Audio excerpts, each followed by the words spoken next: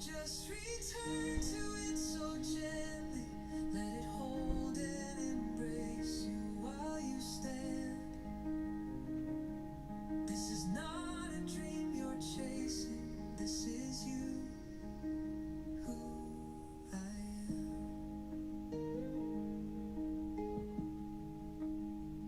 It redeems your years of effort, the illness in your bones. So many moments no one noticed. Always you carried it alone.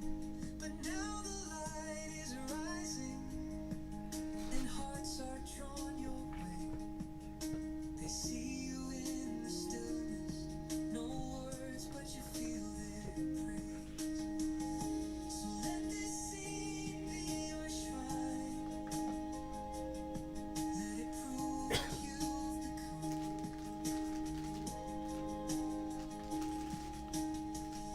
'Cause you don't have to try anymore. The ending has already come. Just return to it so gently. Let it hold and embrace you while you stand. This is not a dream you're chasing.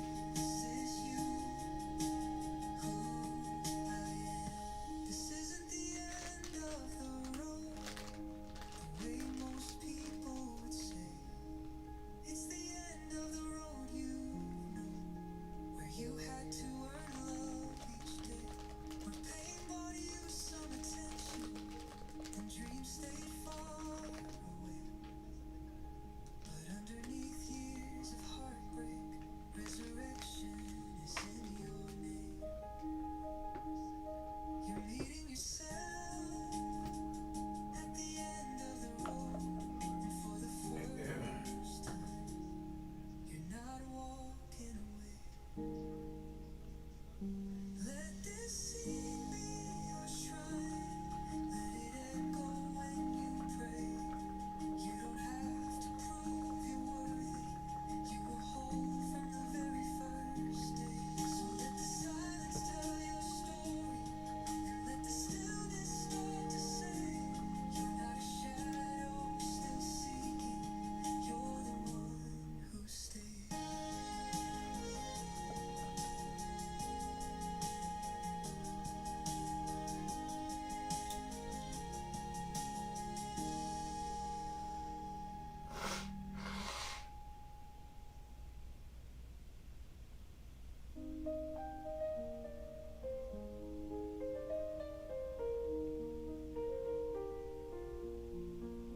I used to wait for life and others to change, a wary eye on the skies and enduring the rain.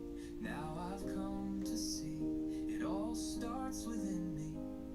The dream I long for, a seed I can plant free. Imagination, that's what leads me home. I walk each step now as if I've already grown. It's not someday, no. Today I am the man who dwells in the promised land.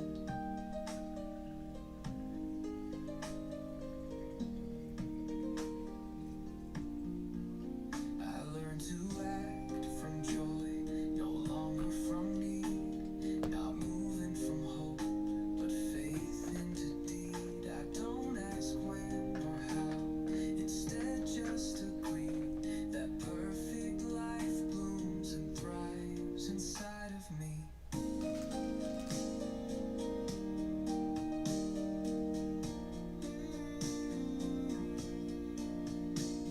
Today I think from my wish fulfilled. I wait not for proof, I become it.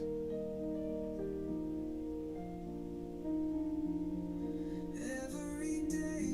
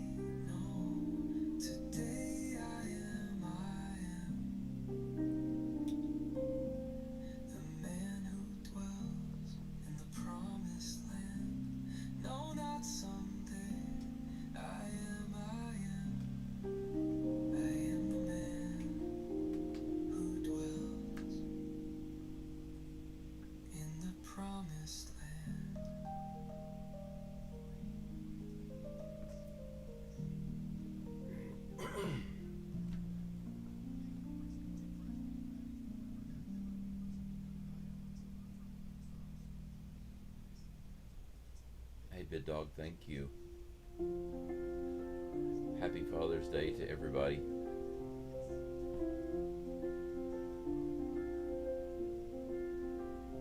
He was born with open hands, reach for love he couldn't land, eyes upturned to a silent face, longing for a father's grace.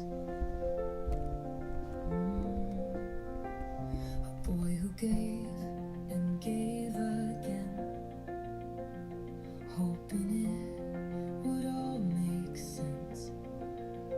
But the echoes came, not the reply, just lessons wrapped in quiet lies. He grew tall, but stayed unseen, grew wise, but not esteemed. He learned to smile while breaking down, to build a home on shifting ground. And when he gave his heart away to one he helped create from clay, she turned her back just like the first, and left him holding all the hurt. He was the one who waited for love to circle back,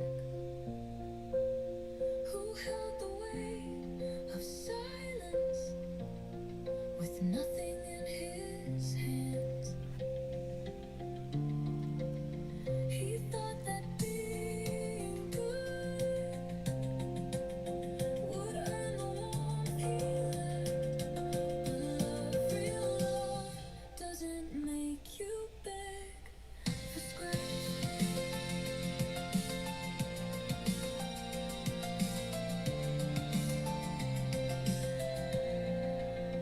He sent out letters, called the dead, walked through memories in his head, tried every door, then walked through fire to heal the ache of old desire.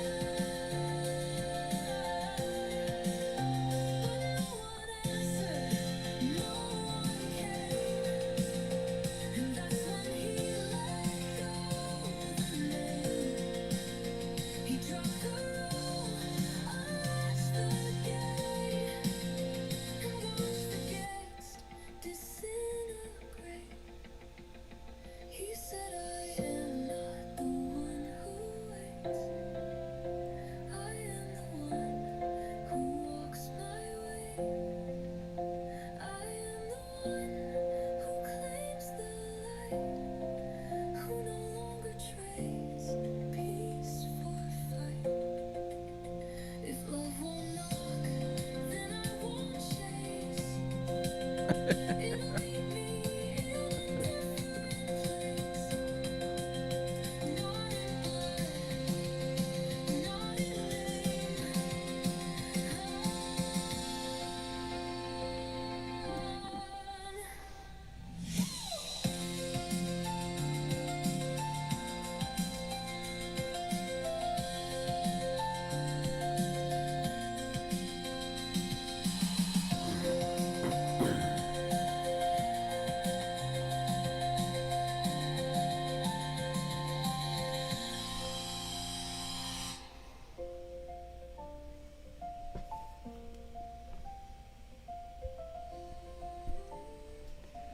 Welcome to Geaux Stros, everyone. This is Brandon. It is 5:05 in the morning time, and if you can't tell by the way I look, how haggard I look, or the really deep sound of my voice, I am still not fully awake. I'm pretty sure that I didn't get quite 5 hours of sleep, but it was close. Nevertheless, if I have a long day, ooh, that's hot, hot coffee. Very hot. I'm going to need to let that cool off for a few moments. Oh, yes, I have some creamer I'm going to put in that. Let me go grab that. If I don't get a nice 8 hours of sleep these days, I feel absolutely terrible, terrible, as Charles Barkley says, terrible, terrible. Let me move my screen around here.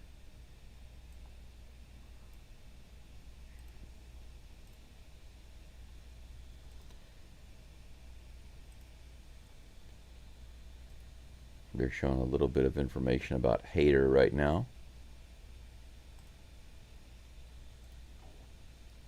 A little bit of pregame chit chat going on.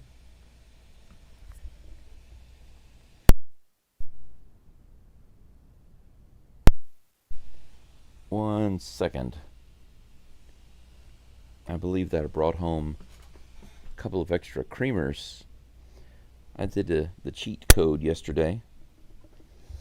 Whenever I was at McDonald's, I had some coffee and they gave me some creamer.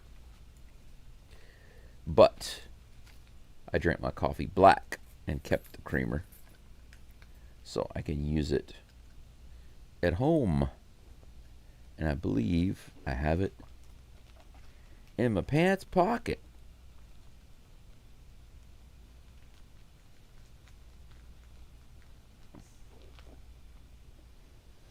Yep, it's just one. But one is enough. I will enjoy it with my first cup of coffee because this particular coffee, this Japanese coffee that I'm drinking this morning, and that I drank yesterday, it's a little strong.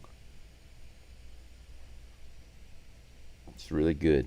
Good flavor, good taste, good smell. Just a little strong. So I'm going to add a little bit of creamer to the first one to make it a little more enjoyable in the morning. I used to never drink coffee without creamer, lots of creamer, and sugar. And then I changed to where I was removing the sugar or putting less sugar. And then I changed again to where it was no sugar. And then I changed again to where most of the time, I would say, I'm drinking it black. It's just to get the health benefits. For those of you who don't know, if you, I wonder if I can move this a little bit back. Yeah, that's a little better. For those of you who don't know this, if you want to get the antioxidants and the health benefits of coffee, you have to drink it black, or you have to use some kind of creamer that's not animal fat based.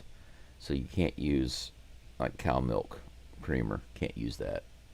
The reason is because it binds with the coffee, and your body can't process that to get the antioxidants. So there you go. In case you didn't know. The more you know.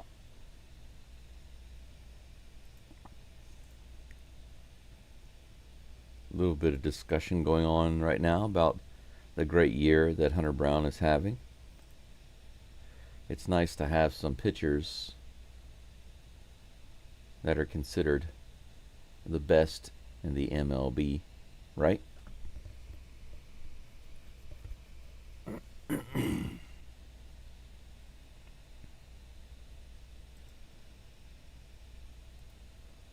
They are finishing up the national anthem, it looks like, in Daikin Park.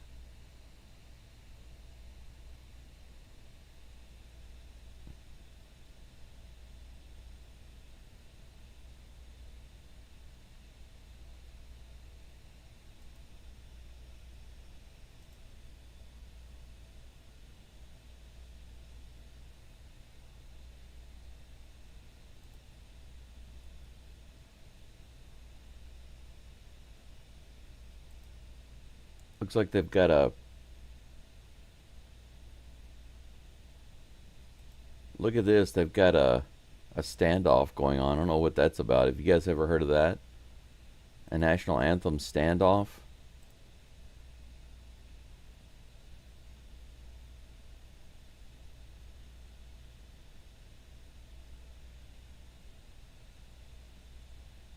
That was funny.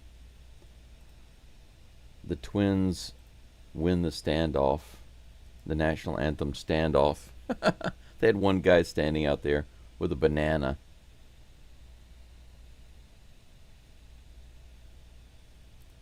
Brown is taking some warm-up pitches on the mound. We are just moments away from Byron Buxton approaching the plate.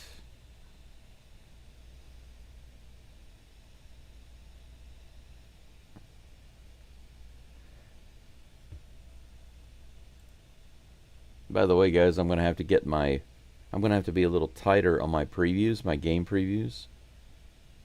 If they are longer than about 4 seconds, I'm getting copyright claims, and I have to cut it out of my videos. So I'm going to try to make my clips of the game much shorter, just showing the main stuff that I can. But I'll continue to show you as much as I can. We're getting ready to go here. Buxton is at the plate. Hey, Sergio, it's good to see you. Are we ready for the ball game, says Sergio. I sure hope so. I certainly hope so. First pitch to Buxton is on the way. It's in there, fouled back, 98 miles an hour.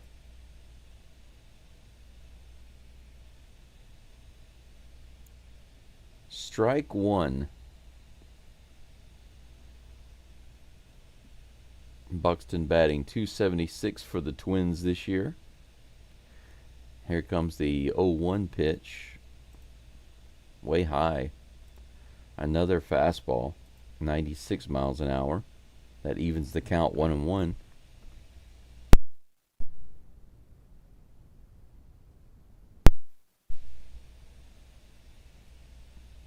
Brown gets the call. Here comes the 1-1. Fouled off. 96 mile per hour sinker. 1 ball, 2 strikes.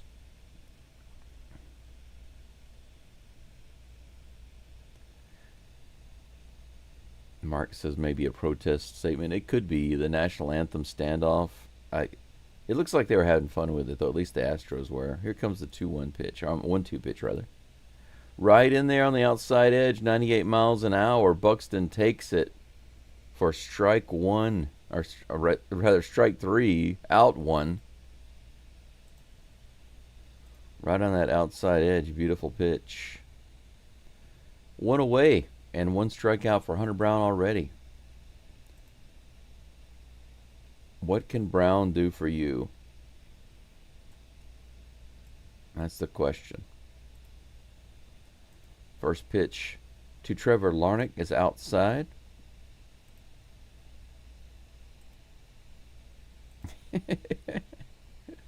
What can Brown do for you? It's hilarious.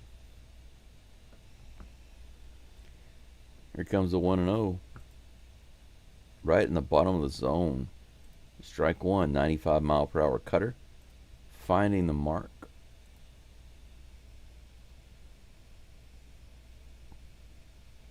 Mark says deliver. That's right.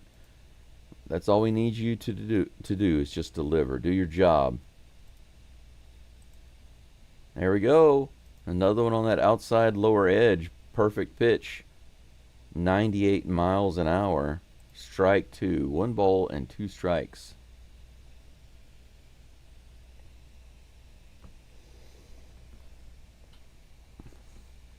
Larnach calls a timeout. Kicks the dirt around a little bit.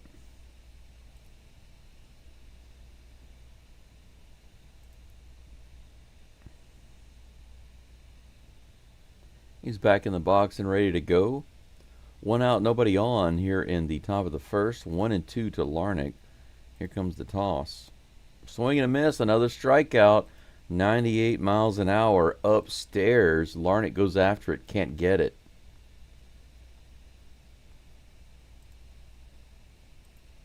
Boom. What can Brown do for you?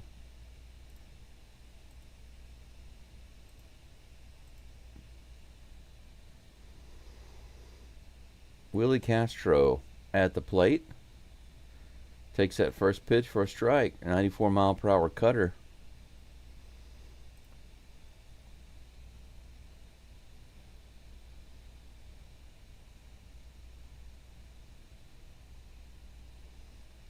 Oh, 1 count. Here comes the pitch. High and outside. Ball 1, 1-1. The count is even. That was a 99-mile-an-hour pitch from Hunter Brown. 10 pitches now. Number 11 is on the way. Swing and a foul tip miss. 98 miles an hour on the outside edge into the glove of Diaz. 1 ball and 2 strikes. Fred says, let's go Astros for show. Caesar says, hello Stros. Hello Caesar. Welcome back.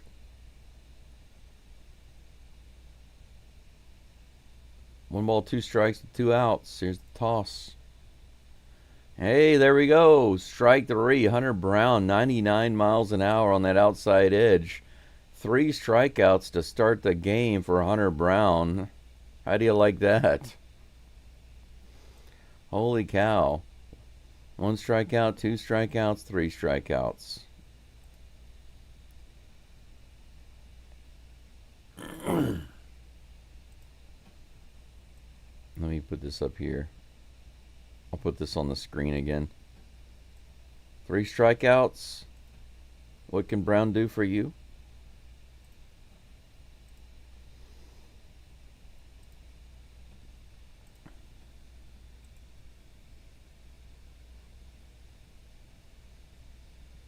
Who was it that said deliver? One of you said deliver. When I said, what can Brown do for you? Which one of you said deliver?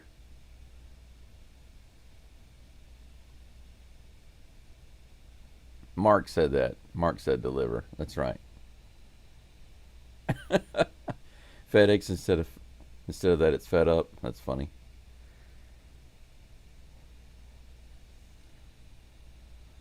Yeah, Mark, that's right. Hunter Brown's delivering so far. He's my driver. He's my delivery driver. Ooh, that's good. Yeah, this is a little weaker than usual, but that's perfect for this early in the morning with no food on my stomach. Perfect for me. Brendan says, who's playing for Melton? Good question. Let's take a look at the Astros lineup right quick. Pena is approaching the plate right now as we speak. He's leading things off, obviously. Followed by Diaz, who's catching. Altuve, left field, batting third. Christian Walker batting fourth. Caratini, DH, batting fifth. Jake Myers in center, batting sixth. The first pitch to Pena is on the way. That's right in there, an 88-mile-per-hour slider. Cam Smith is in right field, batting seventh. Mauricio Dubon is at third, batting eighth. Brendan Rodgers is at second base, batting ninth. Here's the next pitch to Pena. A little bit outside, ball 1. Pena batting an even 3-3-3 right now.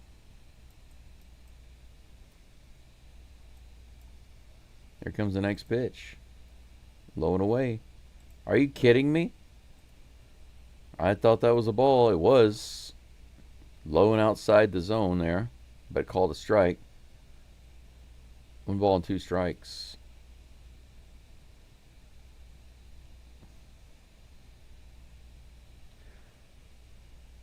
Joe Ryan on the mound for the Twins. Here's the 1-2. Way outside. Umpire, are you sure that wasn't a strike? Are you sure? 2 balls and 2 strikes. Here comes a 2-2 pitch. Grounded foul down the third baseline.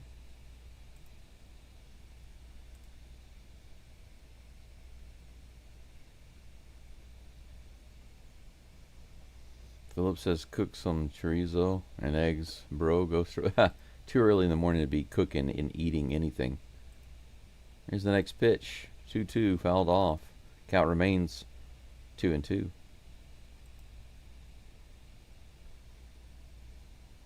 I never cook this early. Never. Cooking and eating at 5 in the morning, it's not something I do.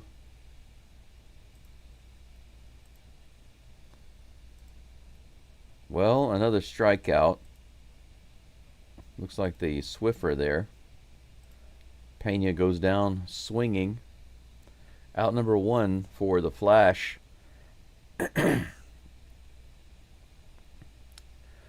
Astros have actually done really well against Ryan the last 3 starts against this guy. 12 runs, 7 homers, and OPS over 1,000. That's the team. Diaz at the plate. Takes that first pitch for a ball. 1 away, nobody on. Here comes the next pitch from Ryan. A little too far inside, ball 2. We don't have many choices, Brendan, unfortunately.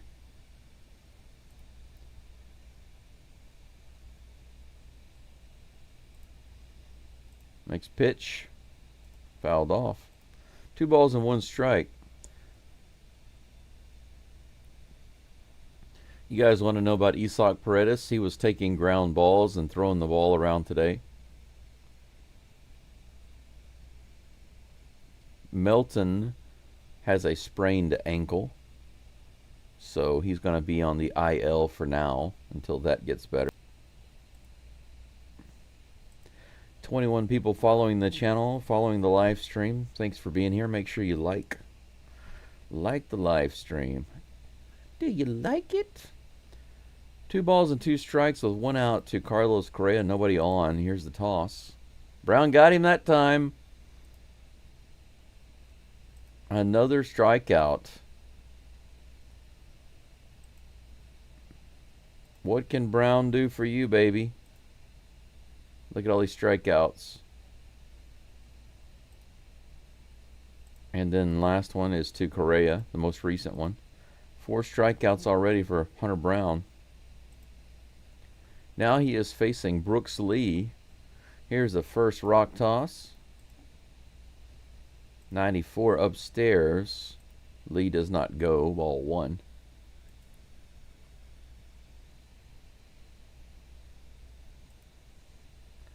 "13-game hit streak for Brooks Lee right now. Here's the next pitch from Brown. Strike right in there. 98 miles an hour.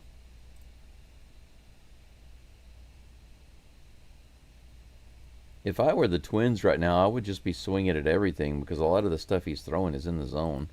That's also in the bottom of the zone. But whoa, how could that be called a ball? Look at that.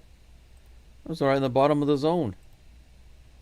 Man, this umpire has missed a couple of really important calls. 2 balls and 1 strike. Here comes the 2-1. Swing and a miss right in the center. There was a no doubt on that one.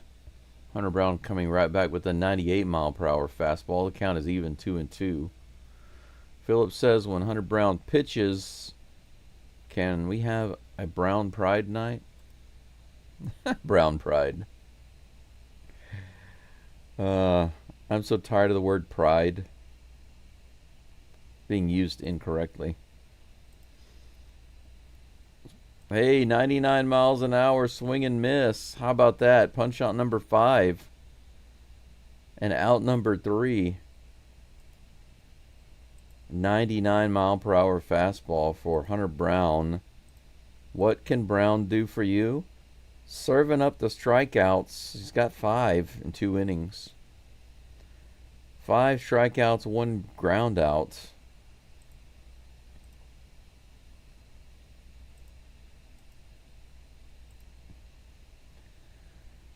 That's awesome.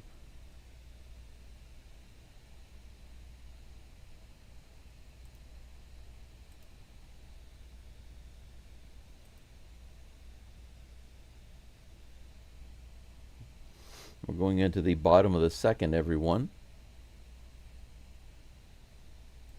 No hits, no errors, no runs. Just a bunch of strikeouts. 1 punch out for Joe Ryan. 2, 3, 4, no, 5 strikeouts for Hunter Brown. Christian Walker is due up at the plate in just a moment,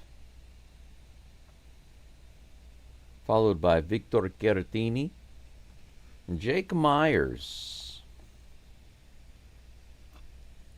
We're almost to 20 likes already. That's great. 21 people following along. You are good people, good folks. Good people, good people. That's a good ratio. 22 people following along, 17 likes.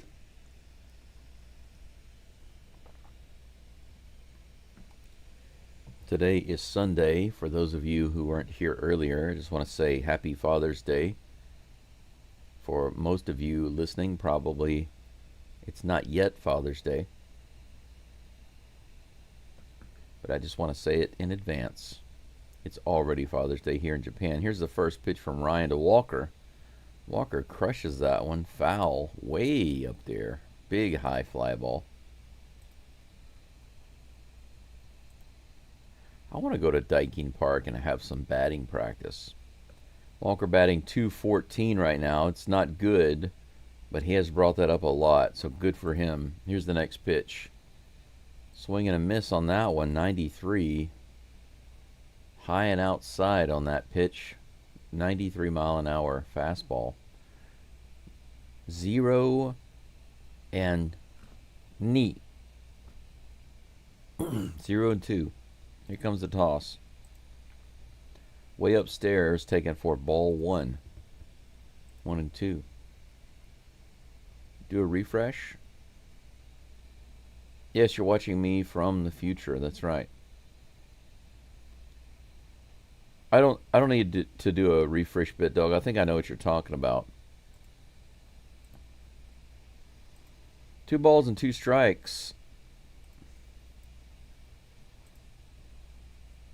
The Swiffer missing its mark.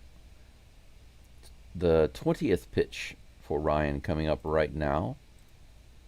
A little high. Good take by Walker. Full count. Good job. Comes back from 0 and 2 to 3 and 2. The Batman is on deck. Where's your cape? Where's your mask? Here comes a 3-2 to Walker. He fouls it off right in the zone. If Walker just keeps fouling off everything that he swings at, I'm okay with that. Because he's not usually much of a chaser. So if it's not a strike, if it's not around the zone, he typically lets it go. So the main thing is getting the bat on the ball. Here comes the next pitch. That's in there. Walker was a little upset about that one. But Walker is in the wrong for that one. As soon as I gave him a little bit of credit, he did something that he doesn't often do, and he takes a strike right on the edge of the plate. Just to let you know, BitDog, the scoreboard, if it doesn't update the batter, it's not a browser refresh. It doesn't have anything to do with that. It's not something I have to control. I have an API running, and it refreshes automatically every 5 seconds. The standard default is to refresh every 10 seconds, but I don't want that to be so far behind for you guys. So I changed it to 5 seconds. Caratini has a 0-1 count with that foul ball. Swing and a miss on this one. 88 mile per hour splitter, 0-2. So if the information on screen is a little behind, just have to wait a few seconds and it refreshes automatically. It's going on in the background automatically, so there's nothing for me to do. 0-2, wet off. You wipe that sweat off. The Astros are about to blow you up. If any of you remember that investment commercial, I can't remember if it was like TD Ameritrade or Ameritrade or whatever company it was. There was a trading commercial a long time ago where they would show some people in situations where they knew for sure now is the time to trade that stock. And there's a woman sitting at home and a commercial comes on for a movie and it says, "This summer everything gets blowed up." And they start showing everything blowing up on the screen, and the woman is sitting there looking at the TV, obviously completely shocked, because this is like the worst movie trailer you can possibly imagine. And it says, "Brought to you by so and so Productions." She immediately looks down at her laptop and she clicks in her stocks folder, and she's got a whole bunch of stock in that theater company, and she clicks sell. I love that commercial. "This summer, everything gets blowed up." That was such a funny commercial. Did you guys ever see that? It's an old commercial. Man, that must have been, good grief, 25 years ago maybe I saw that commercial.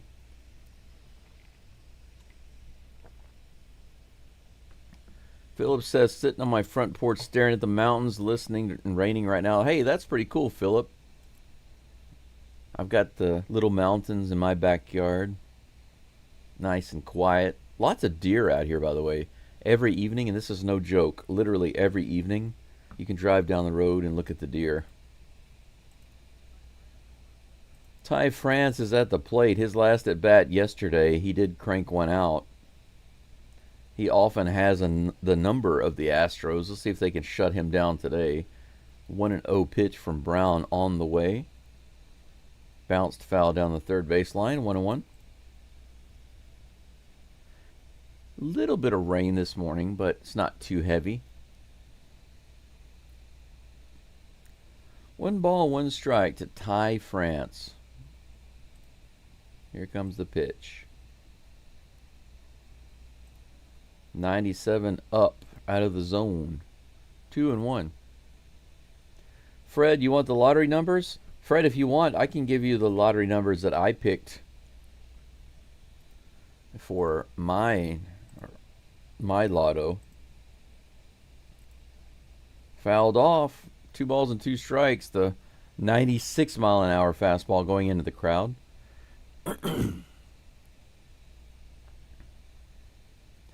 In my wallet right over there, I have a Japan lotto. If you want, I'll give you those numbers. 2-2 pitches low and in the dirt. Full count.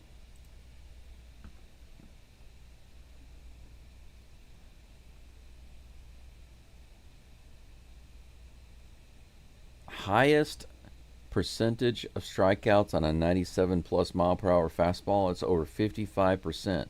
That's grounded to Pena. Pena throws it over to first. Ty is retired. Retired France.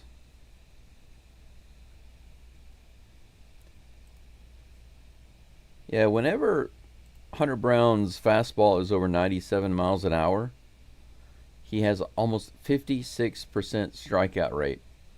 Highest in the MLB. Much, much higher than the second place guy, by the way. Here's the next pitch. First 1-2. Cody Clemens is actually a knuckle curve. Strike. Nothing but air on that one. I could feel that one all the way over here in Hiroshima. 30 pitches now for Brown. Here comes the next toss.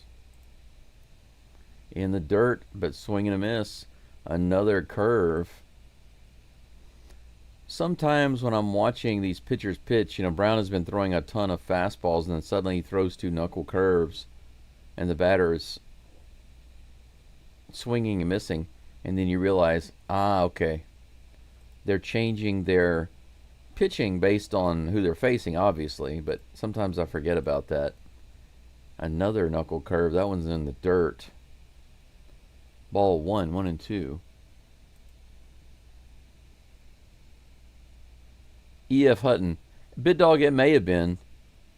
I don't remember which company it was, but it was one of those companies. Here comes a 1-2. Swing and a miss. There we go. 96-mile-per-hour fastball. Oh, they say it was a sinker. Man, that's a fast sinker. Strikeout number 6 for Mr. Hunter Brown. What can Brown do for you? How about a strikeout, Mr. Brown? 6 of them. 6 in 3 innings. 2 away. First pitch to Vasquez is a little inside.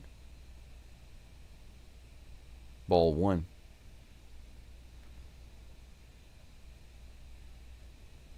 One ball, no strikes to Christian. Hey, good play by Walker and Brown. I've seen the Astros do a lot of that in practice. A good step ahead of Buxton. Buxton, not a slow guy. He's their leadoff guy. Man, their practice paid off on that one. 1 away. Astros have been really working on that with their pitchers. Next batter is Trevor Larnach. Misses. Oh, that's in there. I'm sorry. That's in there for strike 1. I thought it missed.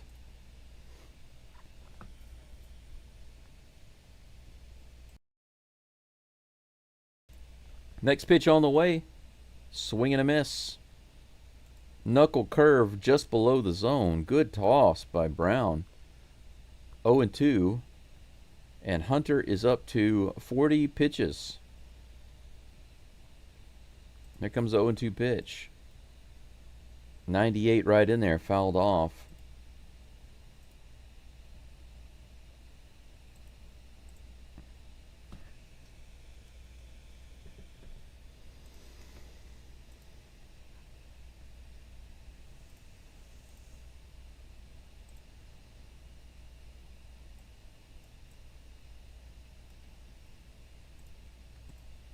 That next pitch is up and away. I was trying to do something on my screen here.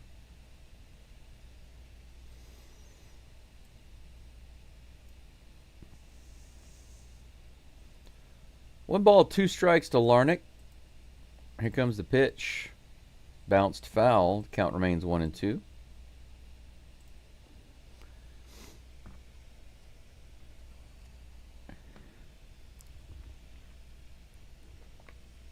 Minnesota announced that they were doing an MRI or having MRI done for Royce Lewis. He hobbled off the field yesterday. Timeout called by Larnach.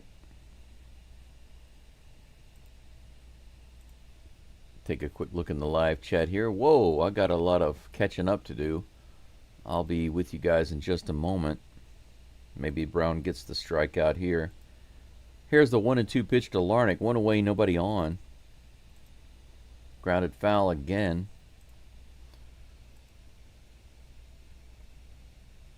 Hey, King Tuck. Good to see you. Thanks for being here.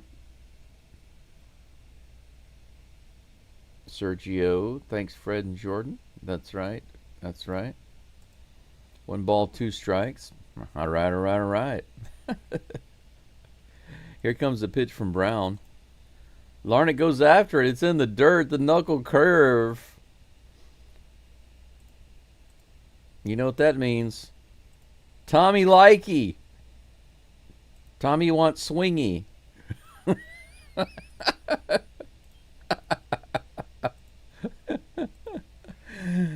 Tommy Likey. Tommy wants swingy. You know, in the movie he says wingy. Tommy want wingy, but here Tommy wants swingy. It's perfect, right? First pitch to Willie Castro is in the dirt for ball one. Tommy Likey. Tommy wants swingy. I should make my own GIF so I can change it to where it says Tommy wants swingy. Here's the pitch. Fouled off.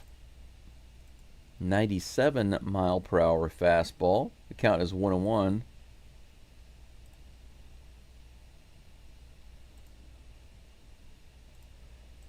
What can Brown do for you? Tommy wants swingy. Here's the pitch. Woo! Just a little outside check swing. They say he didn't go. 2 balls and 2 strikes. I'm sorry. 2 balls and 1 strike. I misspoke. I got a little ahead of myself. Maybe I'm calling the future. Can you imagine if I knew what the next pitch was going to be? I could make some serious. One hit for the Twins, and that's it. 29 people in the live stream. Thanks for being here, guys. 22 likes. If you haven't already, please click that like button. I would much appreciate it. Let's take a look at the live chat right quick.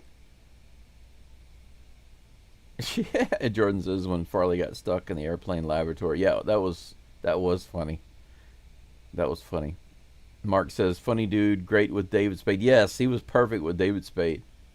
SNL, yes. And Patrick Swayze, yes. Do you remember him doing the Chippendales with Patrick Swayze? That was hilarious. And doing the motivational speaker, van down by the river. I think it was Christina Applegate, is that right? Where he asked her basically what she wanted to do with her life, and she said live in a van down by the river. And he said, he got kind of confused, but he said it anyway. Well, you're going to have plenty of time to do that when you're living in a van down by the river. Yeah, it was pretty funny. Let's see here. Jordan says Farley hated acting. If he did, he was really good at it. Philip says Happy Flag Day. Happy Flaggers Day. Flaggers Day. Instead of Father's Day or Flag Day, maybe Happy Flaggers Day. Oh, I need to turn my fan on. Give me 1 second, guys.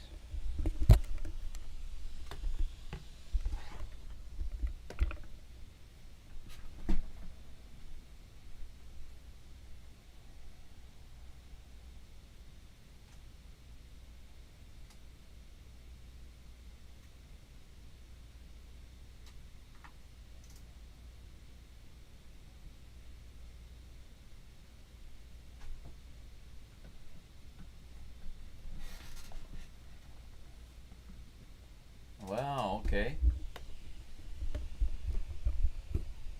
Okay. First pitch to Christian Walker was a check swing. They say he went around, so strike one, but it didn't look like he went around to me. 0-1. Here comes the next pitch from Ryan. Fouled off. 95 right in the zone. 0-2 is the count. No runner on. I can remove that.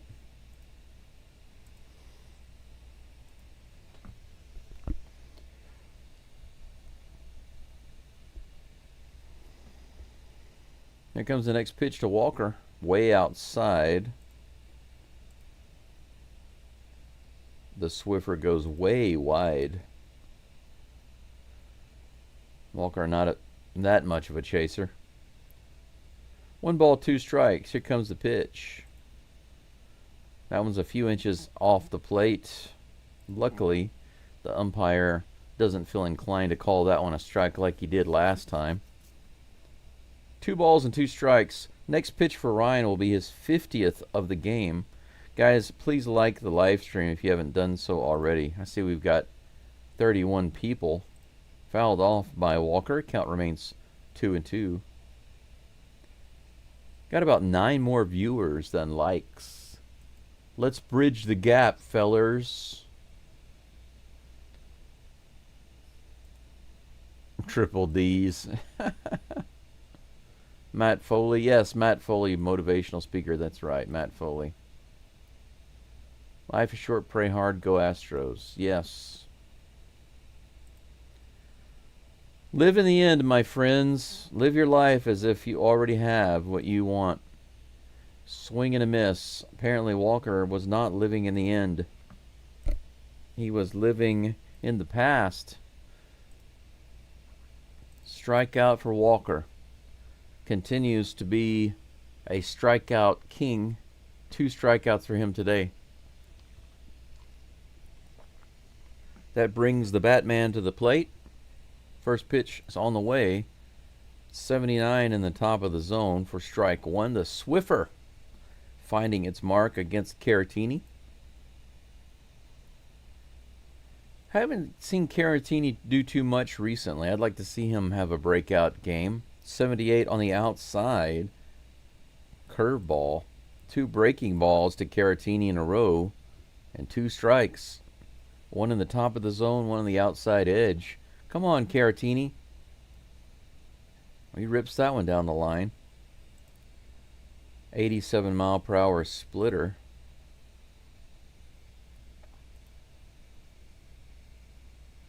Hunter's giving these batters flashbacks to their days in Pee Wee baseball. Yes, that's true. You know that little time during Pee Wee baseball? Whoa, when the dirt almost hit him. Did they get his foot? No, guess not. 1 ball and 2 strikes. You remember that time, that little period of time where some of the children are getting really good at throwing and hitting the ball, and the other kids haven't gotten there yet? It's dangerous because you can see the clear difference between them. Here's a pitch. Little low, good take. It was close. That umpire back there behind that plate, you never know. You never know what he's going to call, yo. The count is even, 2-2. Don't you know I'm the Batman? Throw me a strike. I'm going to hit out the park. Why do you want to pitch? Hit the owl, but it looks like whenever Vasquez hit that ball, he threw the bat. Hunter Brown gives up the 2-run homer, unfortunately. 3 hits for the Twins, 2 hits for the Stros, and this game is reset. We're starting over. We're starting over in the 5th inning. This game is officially 0-0 again. The score says 2-2, but we all know what the score really is. Have you guys ever heard of a game where whenever you score, let's say it's 1-0 or whatever, and then the other team scores, or the other person scores, it just causes your score to disappear? So instead of it being 1-1, it's 1-0, and then it becomes 0-0. It's like their score negates your score. So the score fluctuates more like a seesaw rather than a couple of mounds. Whoa. I'm about to put coffee grounds right in my cup. What am I thinking? Have you ever seen or heard of a game like that? Some type of sports game where they score that way? I've often wondered that, but I've never looked it up to see if there's a scoring system that way. Where your score just... If there is no score, then your score goes up. But if the other team has points and you score, then it just negates their score, subtracts from their score. Have you ever seen a game like that? That's actually a good question for the AI, I think. Let me ask. Does a sports game exist where scoring just negates your opponent's score, if any, rather than just piling up your points versus theirs? How about that? No mainstream. Sometimes it says games like tug of war might be scored that way, or fencing, or some card games or strategy games. That's interesting. Cam Smith is at the plate, takes that first pitch for strike one. My bad. Here's the next pitch. Fly out for Cam today. That one is off the plate for ball one. The count is even. Crank it up, Cam. Haven't seen him get a long ball recently. Strike two, swing and a miss. Kind of a lazy swing on that fastball. Come on, Cam. 1 ball, 2 strikes. Nobody on, no outs. Here's the pitch. He hits it up the middle. Is that going to drop? No, that's line drive straight to the center fielder. Buxton puts it away for out number 1 in the bottom of the 5th. Astros need to get another run on the board so that Hunter Brown has another opportunity to win this game.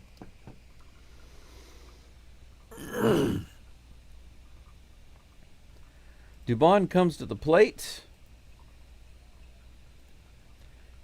He has a deep fly out today. Opposite field hit, and that's going to be caught by the right fielder.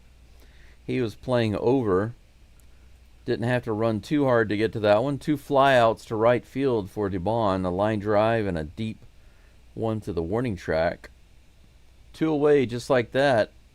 Joe Ryan facing the minimal so far.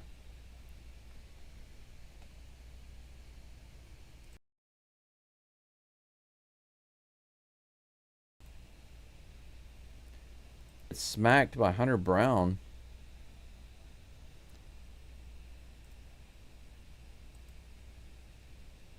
The very first pitch from Hunter Brown nails him.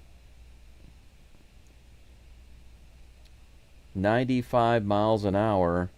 You don't want to be hit by Hunter Brown. I think that's only the second hit by pitch of the year for Brown, right off his elbow.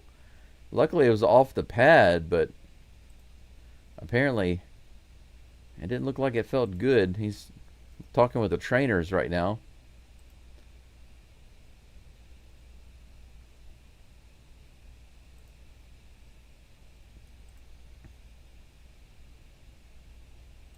They're checking out his hand strength.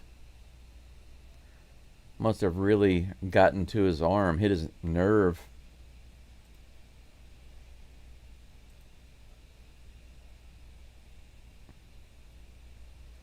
Looks like he's going to stay in the game.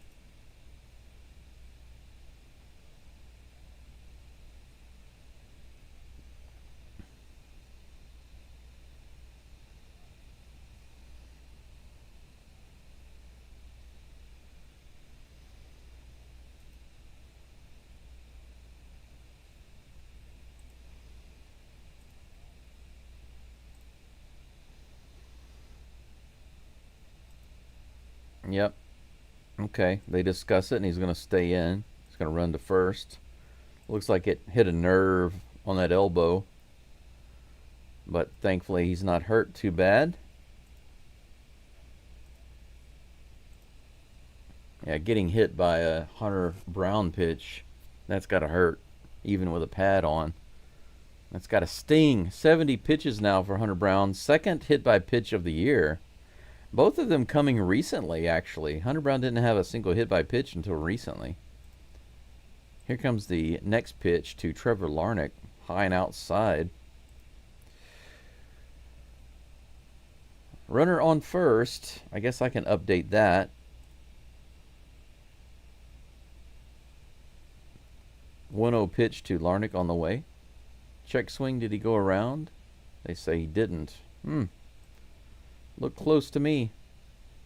2 balls and no strikes. Tone, as far as Jordan is concerned, there's no exact determination on that. Who knows? It could be a month. It could be longer. Sometime within the next couple of months, maybe. I think the more important news right now is when Paredes is coming back, but like I predicted, they don't expect him to be out very long. He was already taking some grounders and stuff and throwing the ball around. 3 balls and no strikes. That one is low. Hunter Brown, the hit by pitch and then 3 straight balls. Kind of falling apart here a little bit. At least that's the way it appears. Here's a 3-0. Right in the bottom of the zone, a steal. Not quite there. Very close. That was a good throw, a good tag by Pena. Buxton gets in there, but it looks like he's still in pain. Yeah, it was just a good jump. He was there in plenty of time. Yeah. Good running by Buxton.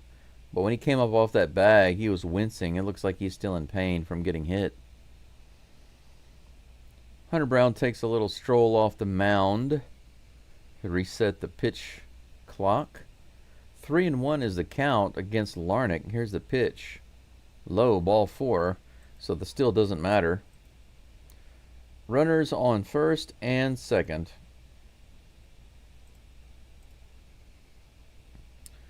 I think now's the time for a mound visit, Mr. Josh Miller. Go visit Hunter Brown. There are no outs and 2 runners on. He's hit a guy and walked a guy. Allowed a steal. This is where Josh Miller, the pitching coach, needs to come out, guys. This is a very important part of the game. We are tied up in the 6th inning. And Miller is not coming out. Here's the next pitch. High and outside.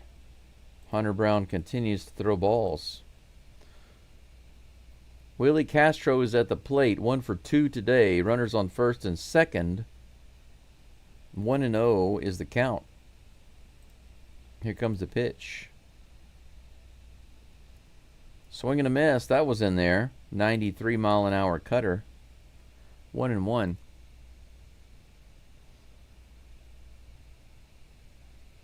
Jordan says, I tried cow tipping in Oklahoma, but it wasn't a cow. What was it, like a buffalo?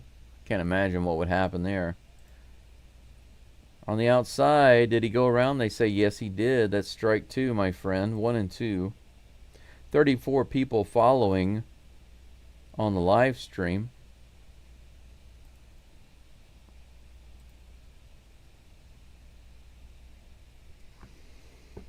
Oh, my coffee. I forgot about my coffee. My coffee. 1 ball, 2 strike. Here comes the pitch. Ooh, up and in. Almost clipped him. 2 balls and 2 strikes.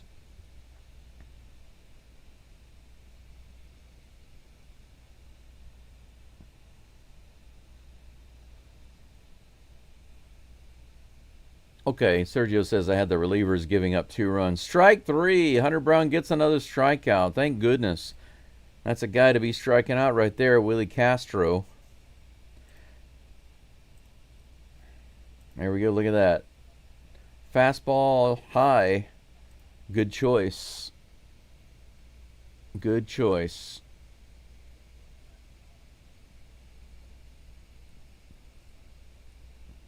$80 pitches now for Brown, 50 strikes. Here's the next one. A little outside to Matt Wallner. 1 out with 2 runners on.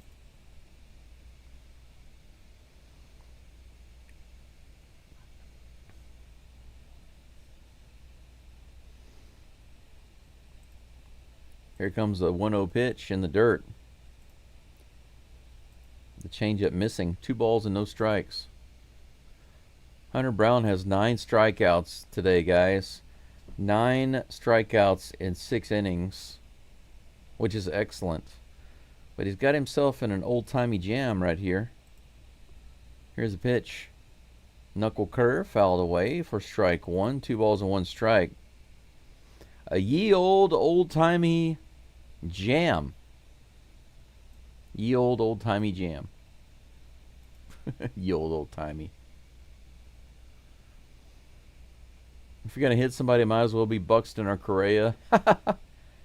Yeah, that's true. Here's the pitch. Up and out.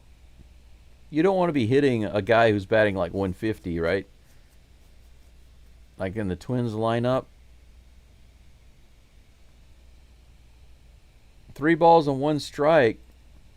Diaz and Dubon are going to give Hunter Brown a little break here. Josh Miller still not visiting the mound. Now, if Hunter Brown walks the guy right here, then Josh Miller needs to come out. He'll have bases loaded with 1 out.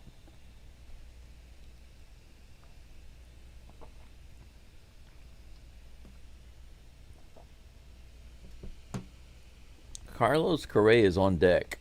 You've already got 2 runners on with 1 out.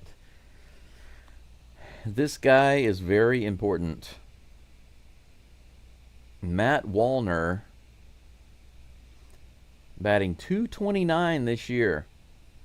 He is a lefty, but he's not the massive threat that Carlos Correa is, especially with bases loaded. Here's the pitch. That's hit into center field. Jake Myers comes in and grabs it. Heck yes. Out number 2. Runners are not able to advance. It was not deep enough. Good job, Hunter Brown.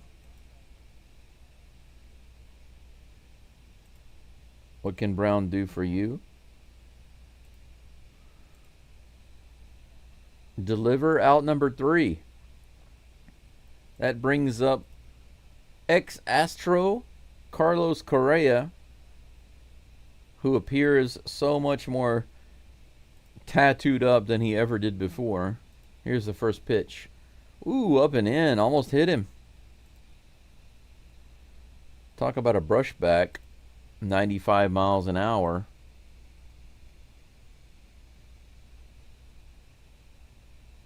I hope that hit batter doesn't inspire Rudy moment. That's funny. A Rudy moment.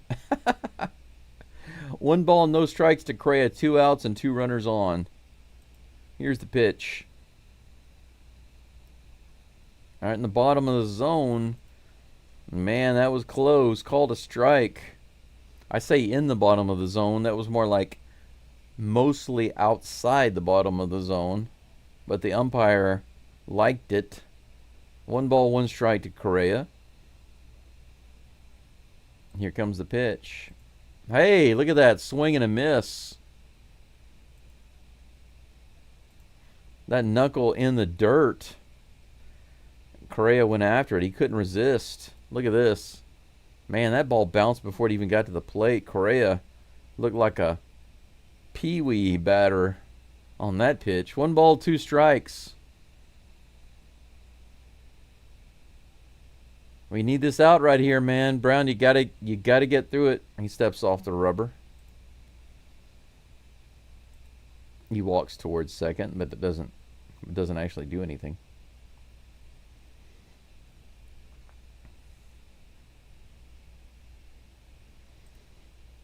Here's the next pitch, guys. Right on the outside edge. Got him. Lower outside corner. Strike 3. Hunter Brown gets 10 strikeouts. Matches his career high with 10 strikeouts.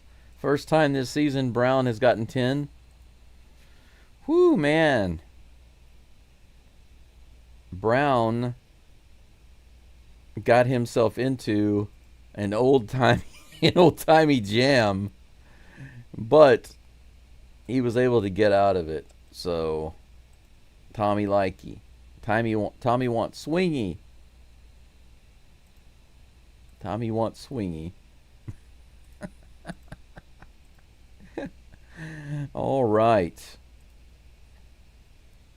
Astros due up in the bottom of the 6th.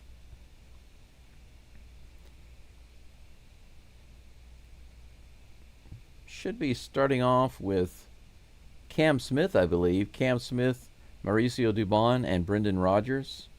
If I am not incorrect.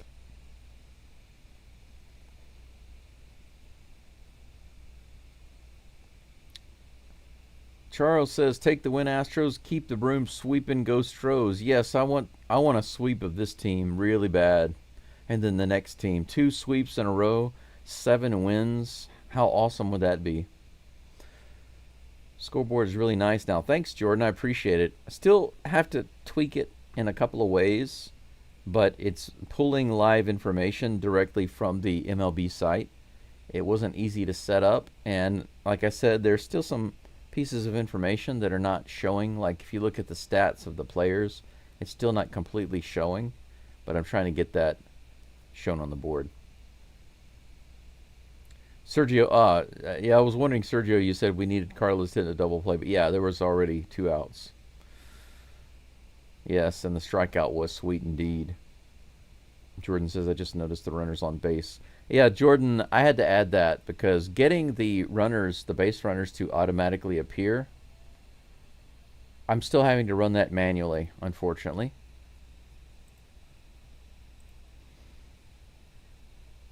Pena is at the plate. I was incorrect. Jeremy Pena is the leadoff batter this inning. 0 for 2 so far today. That first pitch is outside. Here comes the next pitch from Ryan. Low and outside again. Pena just standing there. Looks like Pena is not expecting a strike. He was just standing there. That's what he's doing right now. He's just standing there.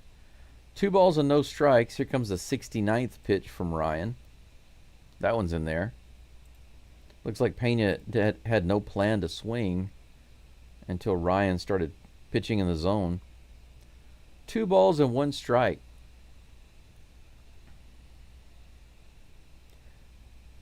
Here comes the pitch.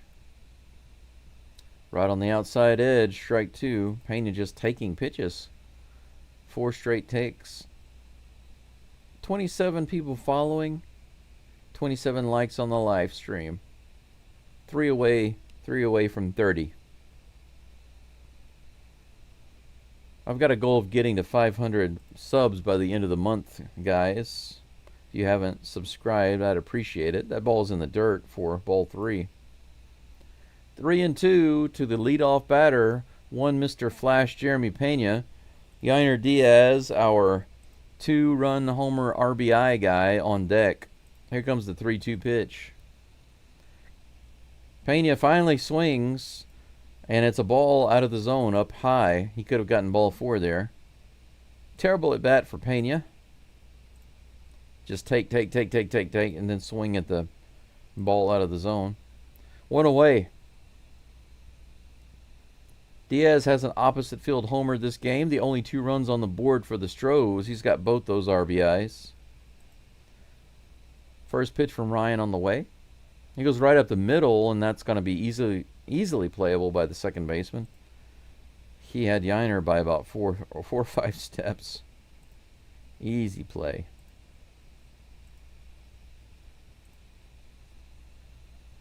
That brings up my hero, Jose Altuve again. Yes, he can.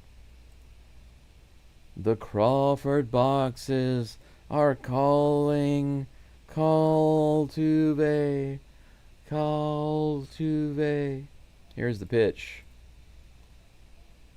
First pitch is taken outside for ball 1. 95-mile-per-hour fastball missing the mark. 1-0 against Altuve. Ground ball to shortstop to Correa. Correa lobs it over to first. Man, a 6-pitch inning?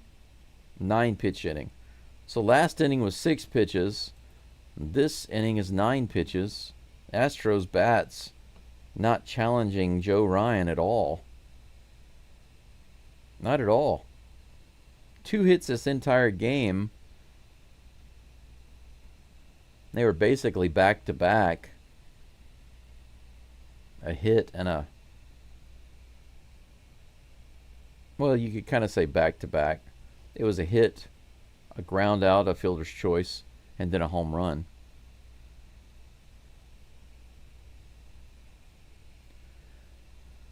This game is going into the top of the 7th.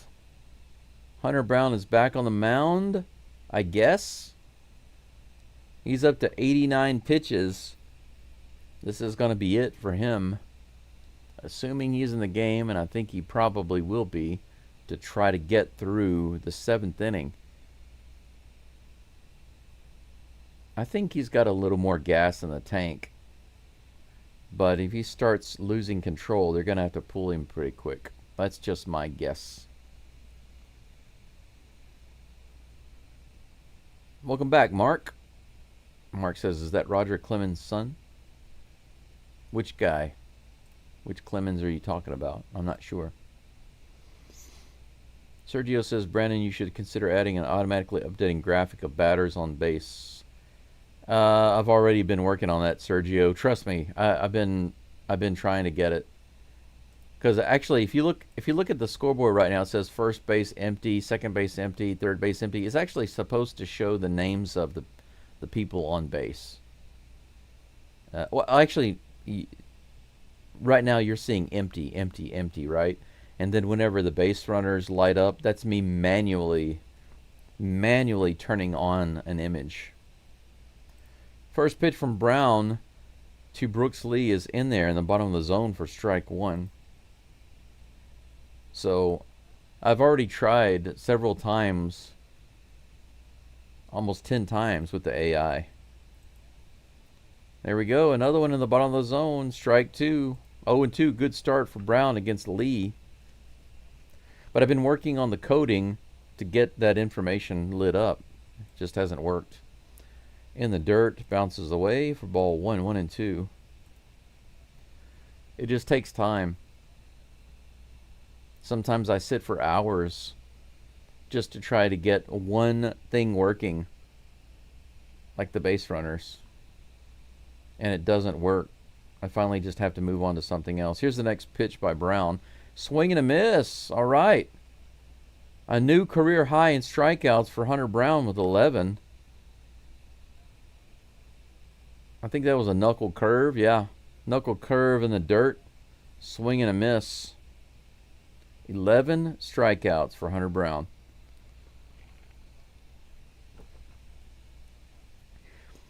He's up to 93 pitches. Here's the 94th. Right in the bottom of the zone, another strike. Knuckle curve again to Ty France.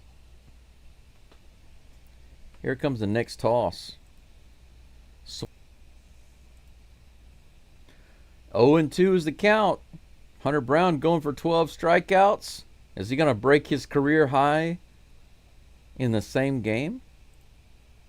Here's the pitch. Swing and a miss. He got it. 12 strikeouts for Hunter Brown. A dozen. So the last batter, he breaks his career high in strikeouts, and the very next batter, he breaks it again. That record didn't last for very long.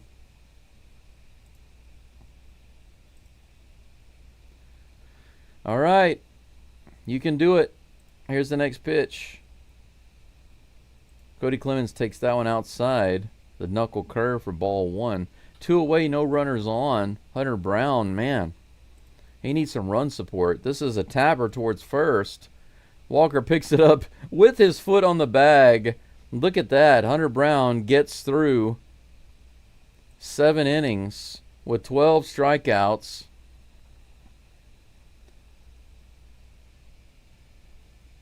How many pitches is that? That's less than 100 pitches. Where is it at? Where is it at? 98 pitches for Hunter Brown this game in 7 innings. 62 of them for strikes. Good job by Brown there. The Astros need to put some runs on the board right here to give him a chance to get a win. Man, he's earned it. It sucks when you have such a great game, a pitcher has such a great game, and he doesn't get the run support. Brendan says, God, can this team not give me a heart attack every game? Yeah, I mean, yesterday was a great game, right? We had good pitching overall, and we had great batting. Today, we have amazing pitching and batting that is just... I mean, how can you not back up your pitcher when he's having such a great game? One swing from Diaz is all we have on the board right now.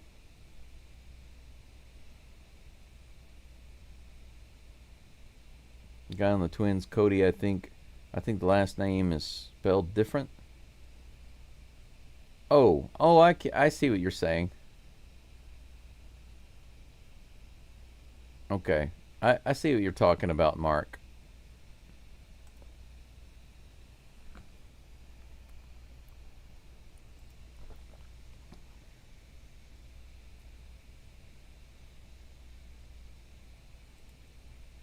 Let me take a look. Cody Clemens.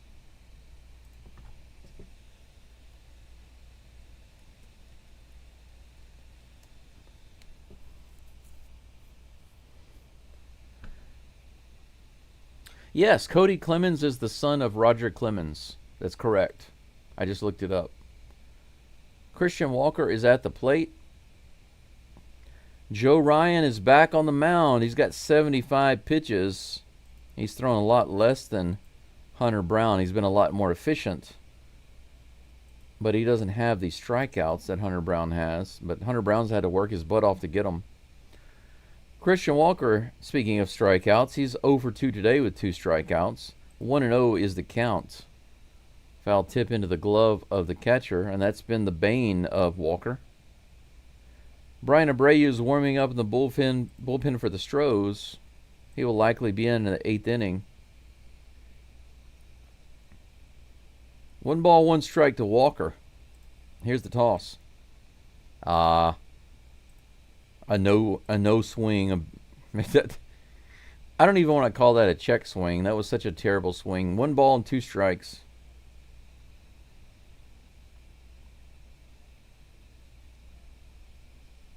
Don't strike out, Walker. Come on, put the bat on the ball. Here's the pitch. Fouls it off. 94 in the top of the zone. Count remains 1-2.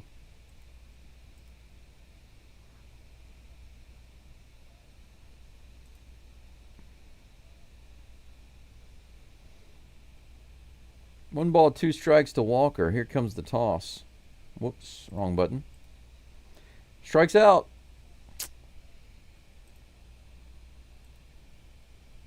Swing and a miss. 3 strikeouts for Christian Walker. Those of you who are believers in Walker, I just have to say, I really want Walker. I really want Walker in the minors. I want him to go to the minors and work out his issues. Whoops, I didn't mean to leave the preview on the screen for that long. That's going to be a trademark claim or copyright claim. I'm going to have to edit that one out of my video. Caratini's at the plate, takes that first pitch for strike 1. 1 away, nobody on. Here in the bottom of the 7th. This is hit into right center field, pretty high, easily playable by the right fielder. He puts it away. 2 away. Caratini's doing nothing today. Most of the Astros doing nothing today. Diaz has a hit, and Rogers has a hit. You know it's a bad day.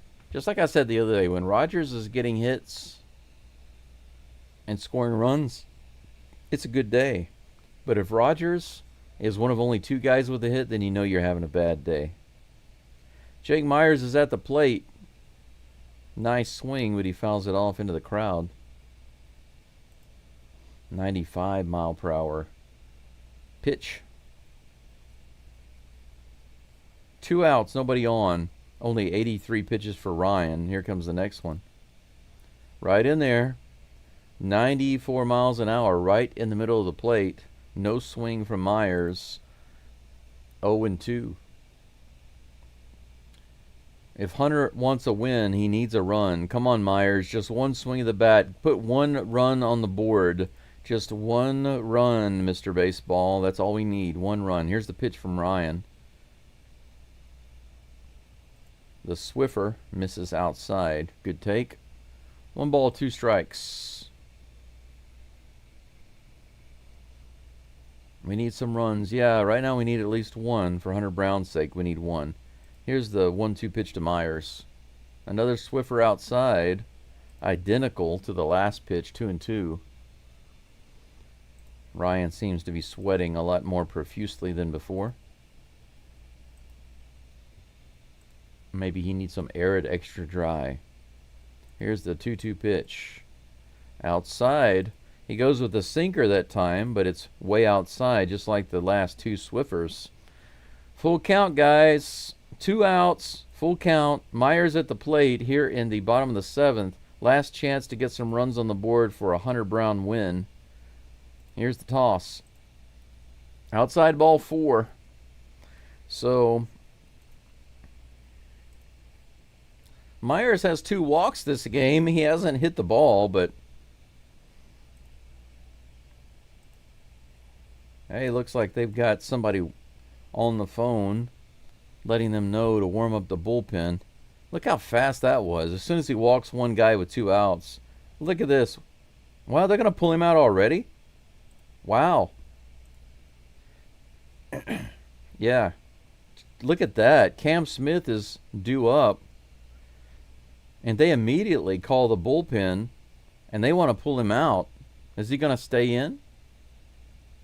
Yeah, he talked his way out of it.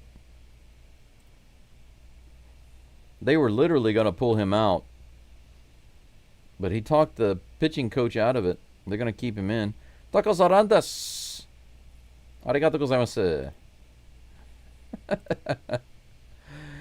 Crank it up, Cam Smith. How about another 2-run shot? Another opposite field home run. That's what we need right now. Come on. Do it for Brown. Jake Myers is stealing second base. No throw.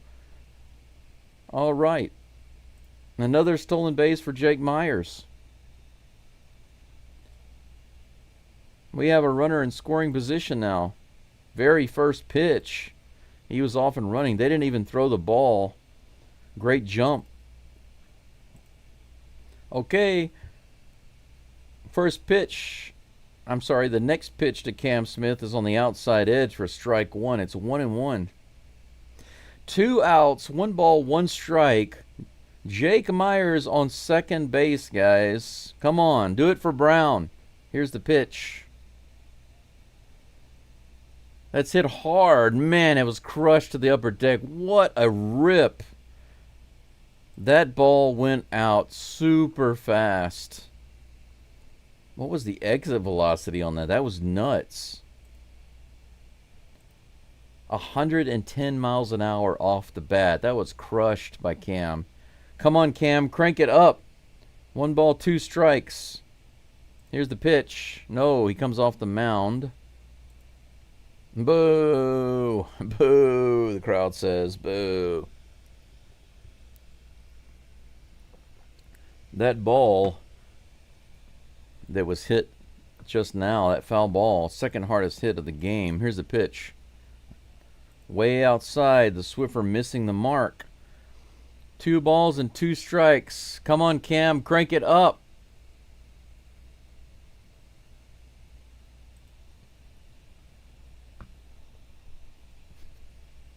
Here's the 2-2 pitch.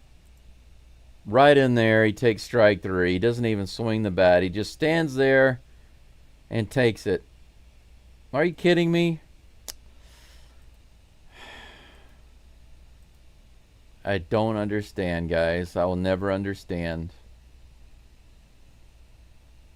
You know, some people say, oh, well, Brandon, you're not a professional baseball player. You don't understand. No, I do understand. I understand. Completely fine. I understand.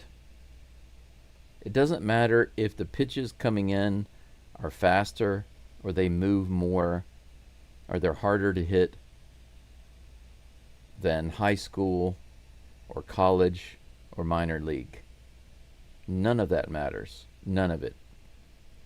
Because when you get to the major leagues, you have to understand before you ever get to that plate in a game, okay, before you ever even step into the box in a game, you already understand how fast that ball is coming. And when you've seen a pitcher pitch 7 innings of ball, you're already familiar with how fast he brings the ball to the plate. You're already a little familiar with his style of pitching, the pitches that he can throw. You have to be ready for any of those things. The truth of the matter is that whenever the pitch is on the way and you know that they have a fastball, that's the very first pitch you have to be prepared to hit. And the reason is because it's very simple. It comes in really fast. You don't have time to react if you wait to react. Actually, with a fastball, you can't react. You have to act a little in advance. And then if the pitch is different or if it's out of the zone, then you have to change your plan. But if you don't already have a plan of action going on before the pitch is thrown or while the pitch is being thrown, then it's already too late. And Cam Smith's at-bat is a good example of that. He wasn't prepared. He should have been swinging on that pitch. Should have been swinging. Brian Abreu is now in the game, so Hunter Brown will not get a win today. First pitch is fouled off by Christian Vasquez. 0-1 is the count.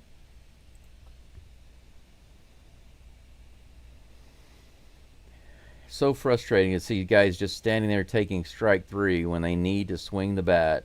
2 outs, 2 strikes. You're tied up late in the game. Your pitcher has put a gem on the... okay, let's move on. I'm talking about Cam Smith, but it could be any batter. It goes for all the Astros bats today. 2 balls and 1 strike on Vasquez. Here's the next pitch from Abreu. Can't speak right now. 2-2.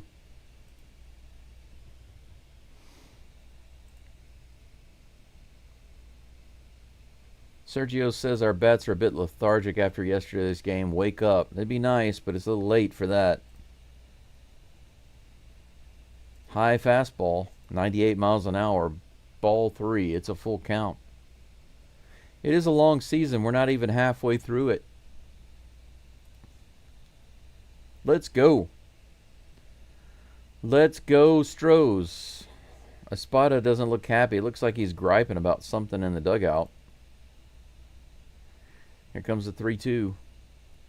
There we go. Swing and a miss. Nice slider. 87 mile per hour. Started off in the zone and it fell out. The bottom fell out of it.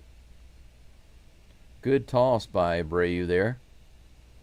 Christian Vasquez went after it. Couldn't put the bat on it. 1 away.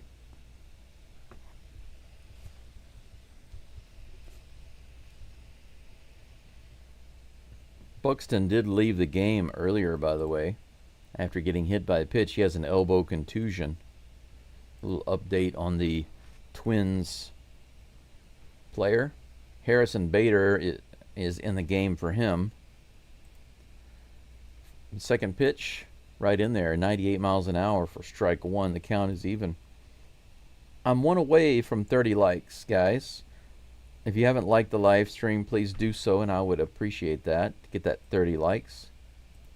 Here comes the next pitch. 1-1 with 1 out. 100 on the outside edge. Strike 2. 100 miles an hour.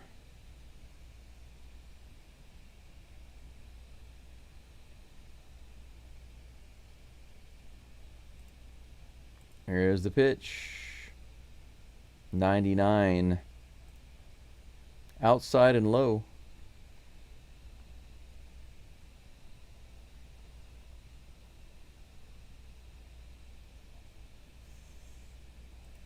Here's the pitch. 100 miles an hour again, outside, another full count.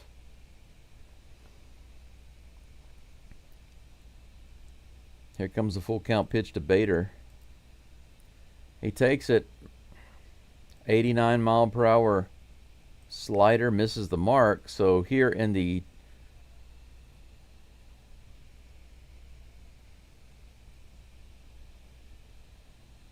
top of the 8th,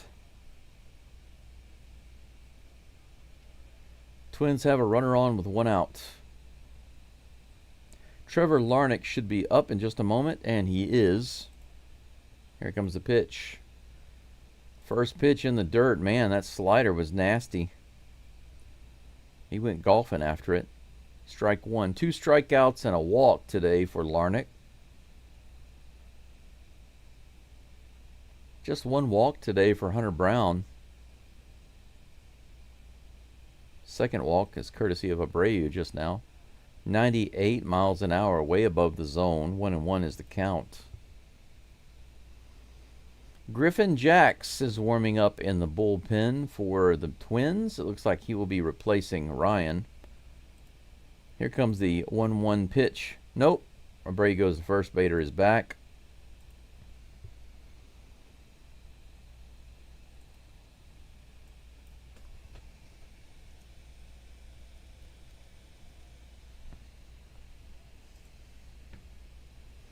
Oh, I forgot to change this to Abreu. My bad. Foul ball to the right side. 1 ball and 2 strikes. 15 pitches now for Abreu already. That's a lot, considering that he has just 1 out. Here's the 1-2. Bader's going for the steal. Here's the throw from Diaz. It's in the dirt. He's got second base. So, ball 2 to Larnick. The count is 2-2, and Bader is now in scoring position.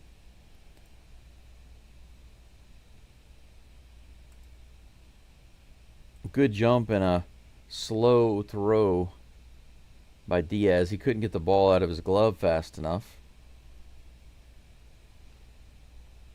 2 balls and 2 strikes. Here comes the pitch from Abreu.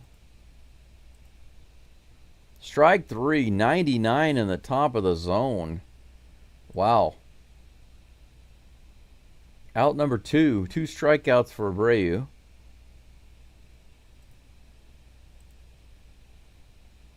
Man. Woof. I'd be scared.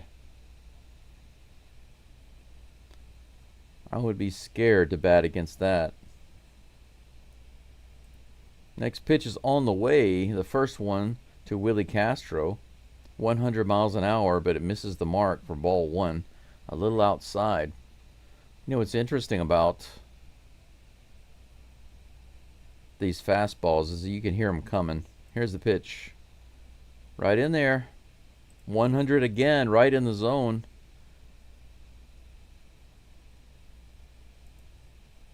Man, Abreu is just getting stronger and stronger. 20th pitch of the game. Here's the 1-1. Nice pitch. 90 miles an hour slider on the inside, taken for strike 2. What a beautiful pitch. I wonder if he's going to give him the high fastball again, try to go for that strikeout. 100 in the top of the zone. Probably what he's going to go for right now. That's my guess, guys. High fastball, 100 miles an hour. Here it comes. It is a high fastball, 100 miles an hour. I was right, but he fouls it off. If it had been a little more inside, maybe it would have been strike 3. 35 people following along. I'm still at 29 likes, though. Waiting for that 30th like on the channel. Hook me up if you don't mind. Here's the 1-2 pitch. Strike 3. 88 miles an hour slider. 3 strikeouts for Brian Abreu. Castro, all he can do is stand there. He pulls a Cam Smith. Willie Castro, or is that Willie Camstro? Willie Camstro standing there and taking strike 3. Willie Camstro. Oh, man. Woo, what a game. What a game, guys. Bottom of the 8th. Coming up. Sergio says we have 6 outs to make something happen to avoid a loss or overtime. Overtime. Yeah, baby. We might have overtime. We might have added time, extra time, like they call in soccer, right? Extra time. Mark says, froze him. Yeah, he did, but you know what? That's the thing I don't understand. You have to be expecting that you need to swing in a situation like that. I can kind of let guys pass if it's earlier in the game or even the middle of the game. If they're getting frozen on pitches like that. But the problem is at least when I was batting, and this is what I learned from, I wouldn't necessarily say I learned this from my coaches, because I don't remember being told this by my coaches specifically, but my mentality was you should be expecting to swing on every pitch. And the reason for that is because you have more time to not swing. You have more time to think about not swinging and stopping your swing than you do to start your swing. If you're waiting until you see the pitch to decide if you're going to swing, then it's already too late. Batting against these guys is not about deciding to swing. It's about deciding not to swing because you don't have the time. If you've never played baseball against really fast pitchers, then I think that's something that a lot of people don't understand. I played against fast pitchers. It's about learning when not to swing. Like that right there. Hummel is in the game, guys. Hummel is in the game. Little half swing on that first pitch is strike one. Check swing there. They say he went around. Another check swing. 2 check swings in a row for Hummel. And he's already got the 0-2 count. As soon as he comes in the game, 0-2. Here's the next pitch. Another check swing in the dirt. He doesn't run at all. He just walks away. Good job, Hummel. You look like a fool. Good job. You could have ran to first, man. You could have tried. It is the 8th inning, bro. 3 pitches, 3 check swings. The last one in the dirt, bounced away from the catcher. And instead of trying to run to first, he just walks away to the dugout. Send him back. Wherever he came from, send him back. He should not get another bat. Louis Guillorme comes to the plate. Another lefty. Let's see if he can put on a better show than that last dude. That's in the dirt. So far, so good. Ball 1. Yeah, Spada over there in the dugout. They just showed him. He's not looking happy. Griffin Jack's on the mound for the Twins. Here's the next pitch to Guillorme. Right in there. 87 mile per hour Swiffer. 1 ball, 1 strike. Guillorme hasn't swung. Maybe my satellite dish is reconnecting. 1 ball, 1 strike. Here is the pitch. Oh, a little delay, but here's the pitch now. Outside, ball 2. 2-1. Oh, suddenly it got updated. Guillorme gets a walk. It goes from 2-1 to Guillorme getting a walk. So his first at bat, Guillorme gets on base. So we have a base runner with Jeremy Pena at the plate. So that was a much better at bat than Hummel. Pena hasn't done anything yet today. Now's the time to do it. Takes that first pitch in the bottom of the zone. 89 mile per hour Swiffer for strike 1. The closest thing that Pena has done today was a fielder's choice. He did get on base because of that, but he has no hits. Here's the next pitch from Jax. That's hit hard to the left side, but caught by Correa right at him. Shortstop to shortstop. Pena is out. Out number 2. Okay, it comes down to Diaz again. Diaz has our only 2 RBIs on the board in a similar situation as earlier. Earlier today, he had a runner on, and he had an opposite field crank. Now he has a chance to do it again. Here's the pitch. Fouls it off. 98 miles an hour on that pitch. 0-1, 2 outs. Guillorme on first base here in the bottom of the 8th. Astros with only 2 hits this entire game. The biggest hit coming from Yiner. Speaking of Yiner, here's the next pitch to Yiner. Fouls that one off on the left side. 0-2. Can Yiner give him another shiner? Give them a matching set. Hey, Susan, 2-run homer. Yes, that's what we need. That's what we need right here. Another 2-run shot by Diaz. A multi-home run game. Yes, please. Here it comes the pitch. Swing and a miss. He's out. Guillorme was stealing. He would have been out anyway. Didn't matter. Either way, the Astros would have been out of the inning. Diaz goes down with a terrible half swing, but it doesn't matter. Guillorme had a terrible jump. He was easily thrown out at second base. The Astros have a disappointing 8th inning. It's going to go down to the 9th at least, guys. We might have ourselves extra innings today playing like this. I'm guessing that Josh Hader will be in the game for the Astros. If they had Abreu in the 8th, most likely they will have Hader in for the 9th. Did I get to 30 likes? Yes, finally, 32. Thank you very much, everyone. Let's take a look at the chat. Sergio says, so much for our first look at Cooper Hummel. Absolutely. Big thumbs down here. Sergio, I don't mind him going down swinging, but I had 2 problems with his at-bat. The first big problem was his attitude. Just because of his attitude, if I were the coach, I would immediately send him back down. I would let him know at the game, you're going back. Because you can't have an attitude like that and play for me. You just can't.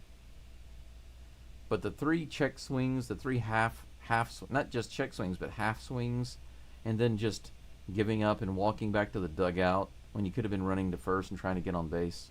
No, I don't think so. Send that guy back. Sergio says, Diaz, I wish he had made it a double homer. I was with you on that one. Too bad, huh?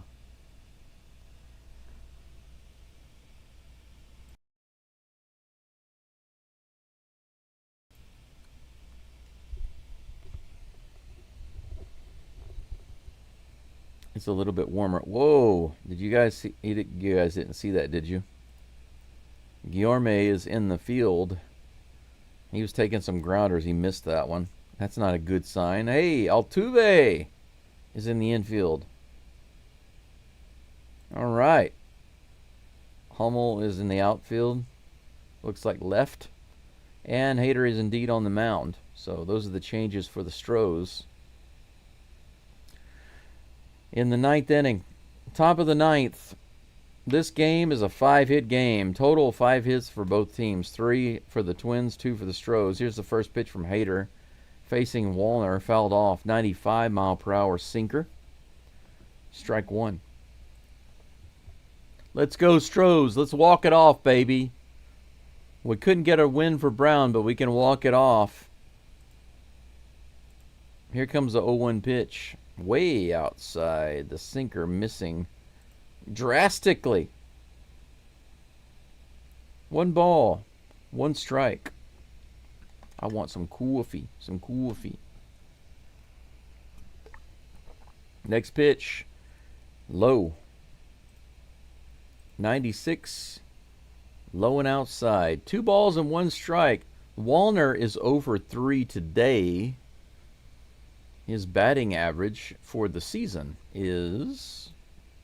Oh, this is hit pretty hard. But Diaz is solid behind the plate. Diaz is the MVP of the game today. Hunter Brown had an amazing game, but you know what? Diaz is the only guy that has put runs on the board. And if not for those runs, the Astros do not win this game. Do not even have a chance. Next batter is at the plate. Hader's first pitch on the outside lower corner. Strike 1. Carlos Correa has a single and 2 strikeouts today. 0-1 pitch from Hader on the way. What's with the blue shoes? The light blue shoes Hader has on. Has he ever had on light blue shoes before? 1 ball, 1 strike. Here comes the 1-1 pitch. Correa swings that one, fouls it off. 96-mile-per-hour sinker. 1 ball, 2 strikes. Sergio says Hummel needs to learn to run to first base like his career depends on it. 100%. And it does. It does. It should. Here's the pitch. In the dirt. 2 balls and 2 strikes. 42 people following along. It looks like the view count is going up. Thank you for being here, guys. If you will, please like the live stream. It'd be nice to get to 40 today. If we go into extra innings, it just might happen. 7 away. I need 7 more likes to get there. Here's the pitch from Hader. That one's fouled back. Count remains 2-2. The 97 mph sinker. And I'm thinking about making myself a really nice wooden background. I'm not going to tell you guys about it. I'll try to reveal it later. In the dirt. The next pitch. 84 mile per hour slider. Full count to Correa.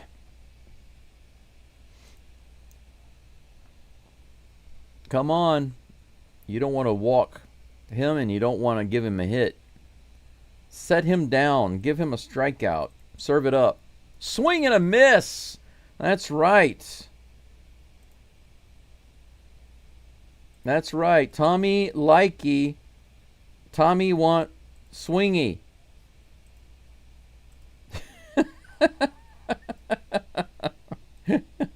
Tommy Likey. Tommy want swingy. Good job. Correa goes down. The next batter is at the plate. Strike 1. Slider getting right in there on Brooks Lee. Lee has a 2-run homer. He and Diaz are the 2-run homer guys in this game. Next pitch is outside and low. Ball 1. 1-1. His homer earlier was opposite field. He was batting left-handed. Was in the very front row of the Crawford boxes. I mean, it was just barely out. Swing and a miss. Strike 2. Jose Altuve is due up. Christian Walker and Victor Caratini, all of them 0 for 3 today. 1 ball and 2 strikes with 2 outs. No runners on. It comes down to this. Come on. Top of the 9th. Come on, Hader. Grounded foul. Count remains 1-2. I want to see an Altuve walk-off. Can I please have that today? Give that to me. Please give that to me. 1 ball, 2 strikes, 2 outs. Here's the toss. Strike 3. Thank you, goodness gracious. You know what that means. Tommy Likey. Tommy wants swingy. Good job, Josh Hader. A nice, solid 9th inning. 2-2. The score remains. The Astros have an opportunity to walk it off. And who else leads it off but Jose Altuve? So far today, Altuve in this part of the batting order has not been performing at all. He's over 3.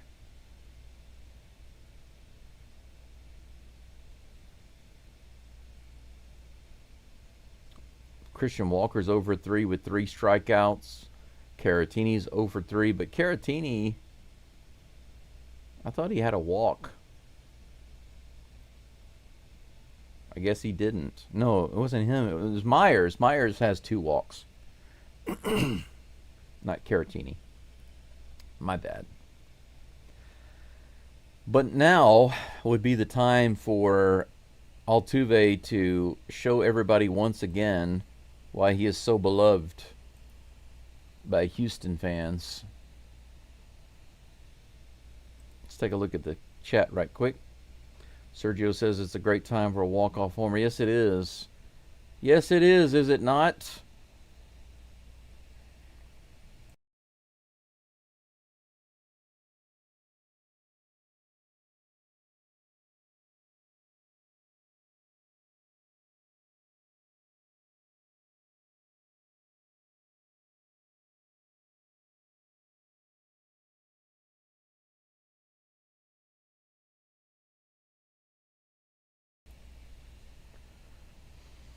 Alrighty, guys. What a game. Difficult game. 2-run homer by Diaz.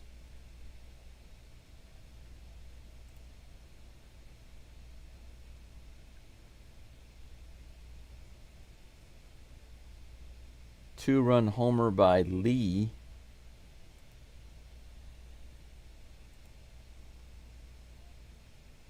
And this game is tied. It's been tied since the top of the 5th. Johan Duran is on the mound. How do you spell that name? Interesting name.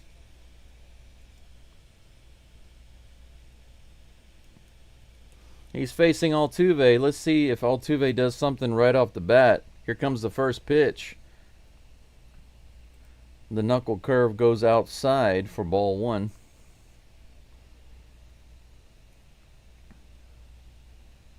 Altuve looking for his first hit today. Here comes the 1-0 pitch. Fouls that one away. 97-mile-per-hour splitter, low in the zone. 1 ball and 1 strike. Bottom of the 9th. Come on, Geaux Stros. 42 people following the game right now. Thanks for being here. Make sure you like the live stream. Hook me up. Get me to 40 likes. Here's the pitch to Altuve, the 1-1. Whoa, almost hit him. Went way up high. Almost clipped him in the face.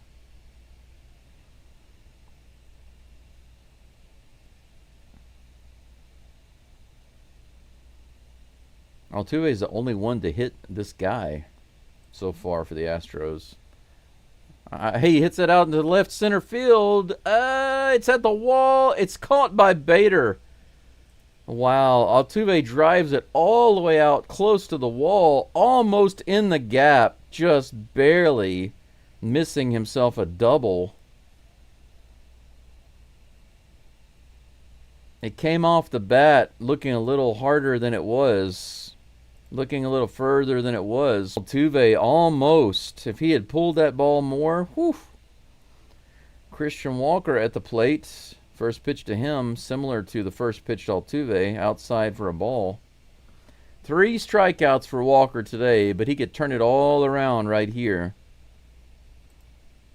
All can be forgiven, my son. Here's the pitch. Little outside. 2-0. Good take. Man. Altuve giving me a heart attack here. And I'm already prone to heart attack because of my health condition. Here's the pitch. Right in there. 88 miles an hour on the knuckle curve. 2 balls and 1 strike. Susan says, let's win, Walker. Absolutely. Here's the pitch. High. 101 miles an hour from Duran, above the zone. 3 balls and 1 strike. Come on, Walker. Here comes the 3-1 pitch from Duran. Outside, 100 miles an hour. Misses the mark. Walker lives up to his name again, finally. 3 strikeouts for Walker, but this inning in the bottom of the 9th, he walks. And that brings up the Batman, Victor Caratini. The first productive at-bat for Walker today with that walk. Caratini looking for his first productive at-bat as well. 1 away, runner on first. Here's the pitch. Right in there, 101 miles an hour. He goes right at Caratini, and he lets it go. We have a runner on first. Come on, Batman. Here's the 0-1 pitch. Check swing. Did he go? They say he didn't. Good. Low and inside for ball 1. The count is 1-1.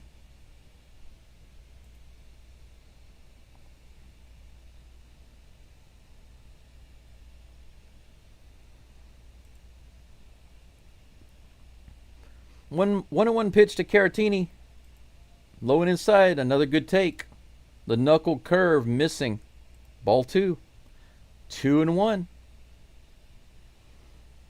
Wouldn't it be nice? It would be hilarious if Duran just walks everybody and walks in a run. That'd be really awesome. What a way to walk it off. Would be literally with walks. Here's the pitch.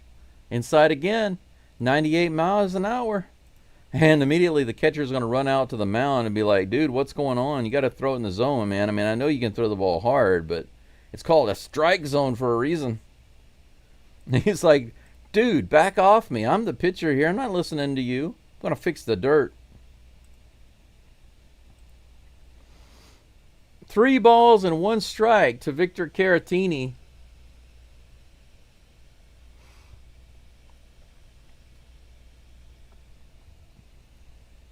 Myers on deck. 3-1 pitch on the way from Duran. Low and inside. Caratini swings at it, but it looks like it was in the zone. 98 miles an hour. Would have been a strike either way. You can see it right in that lower inside corner. Full count. Come on, Batman. Batman goes through a lot of crap, but in the end, he uses his wits to win. Let's see it. Here comes the 3-2 pitch. Fouls it off.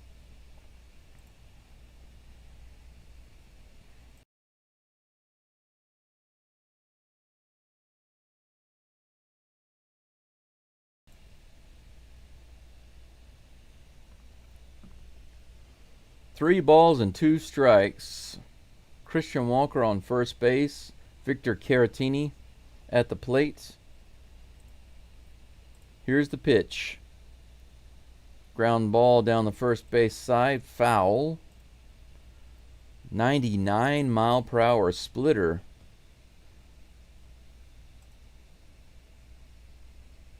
Jordan says no more goofing off. Sergio says I'm a Walker fan now that he's an Astro. Credit for getting on base. He's going to have to win me over. Here's the 3-2 pitch. Hey, look at that, guys. He just took a strike. What were we just talking about earlier? You got to swing the bat. Caratini was swinging the bat, and then he takes the pitch right in the top of the zone. He just stands there. Didn't even try to swing. Wasn't even a check swing. He just stood there. 2 away. Walker on first base and Jake Myers at the plate. Here comes the pitch. First pitch is a little inside.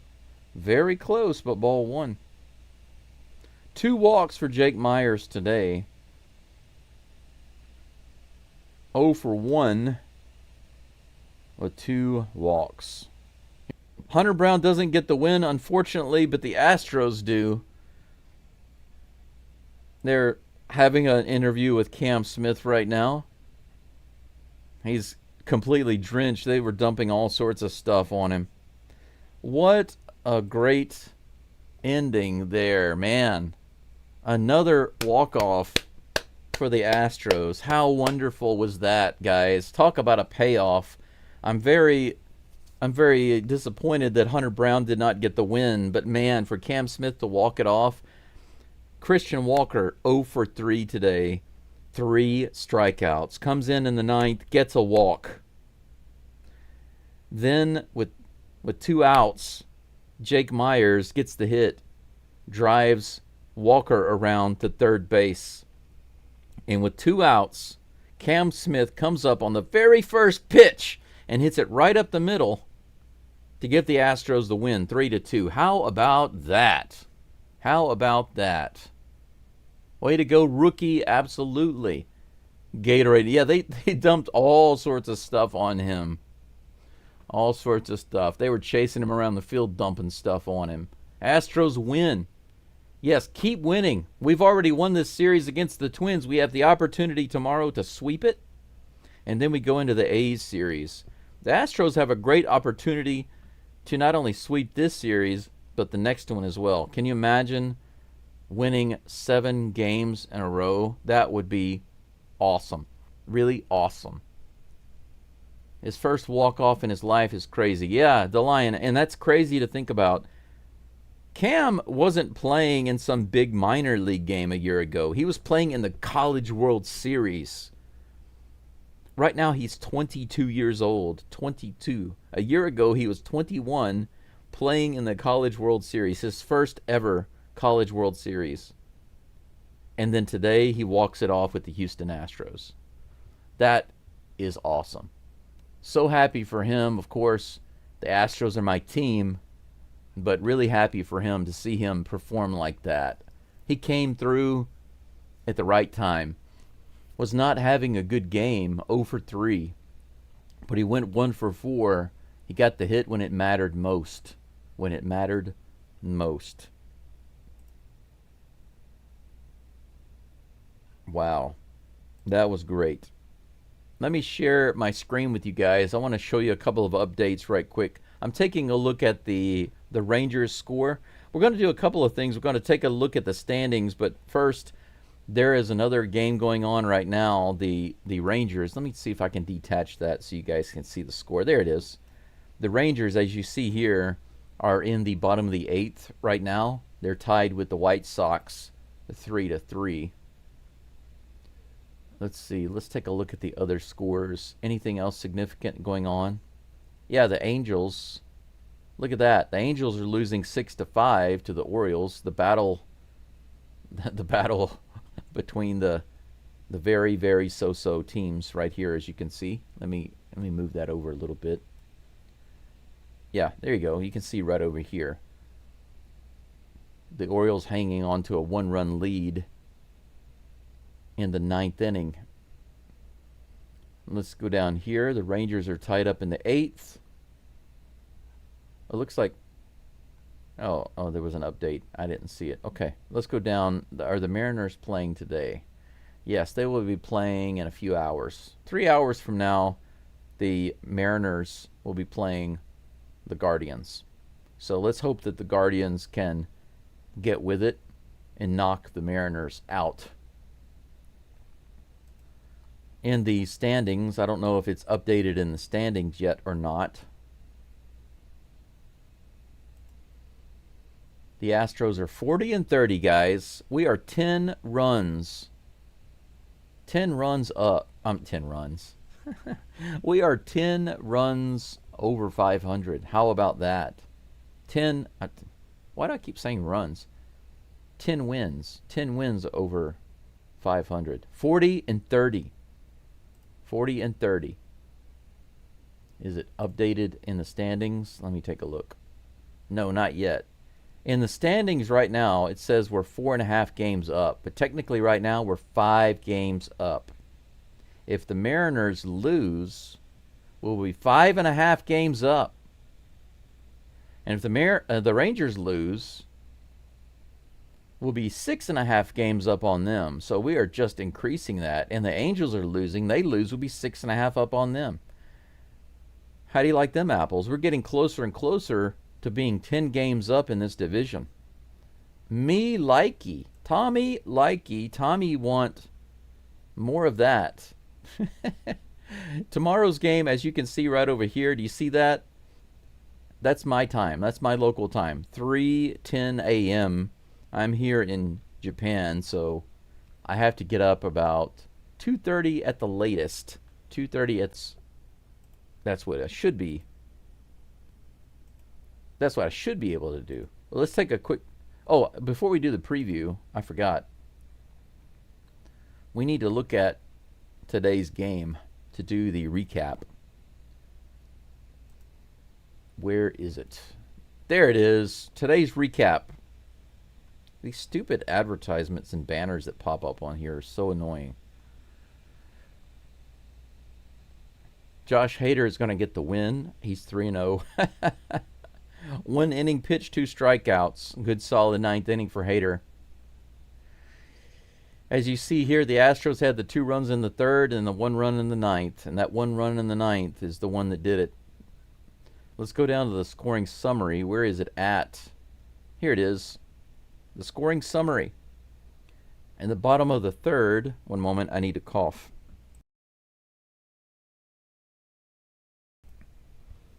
Excuse me. In the bottom of the third, Diaz homered to right field, opposite field, scoring Pena. 2-0, Stros. In the top of the fifth, Lee for the Twins homered to left center, opposite field, scoring Correa. That tied it up. So 2 opposite field home runs by both teams, 2-2 in the top of the fifth. Hunter Brown had a great game, but the Astros weren't able to give him the win because it wasn't until the ninth that we finally got another run on the board. With runners on the corners, Smith singled right up the middle. Now, what you guys might not have heard or you might not know is that when Walker got on base, of course, he walked. And then when Myers came up, he singled, and Walker was able to make it to third base, so we had runners on the corners. When Cam Smith came to the plate and the first pitch was being delivered, Myers attempted to steal second, but they weren't going to play that. They stayed off the bag.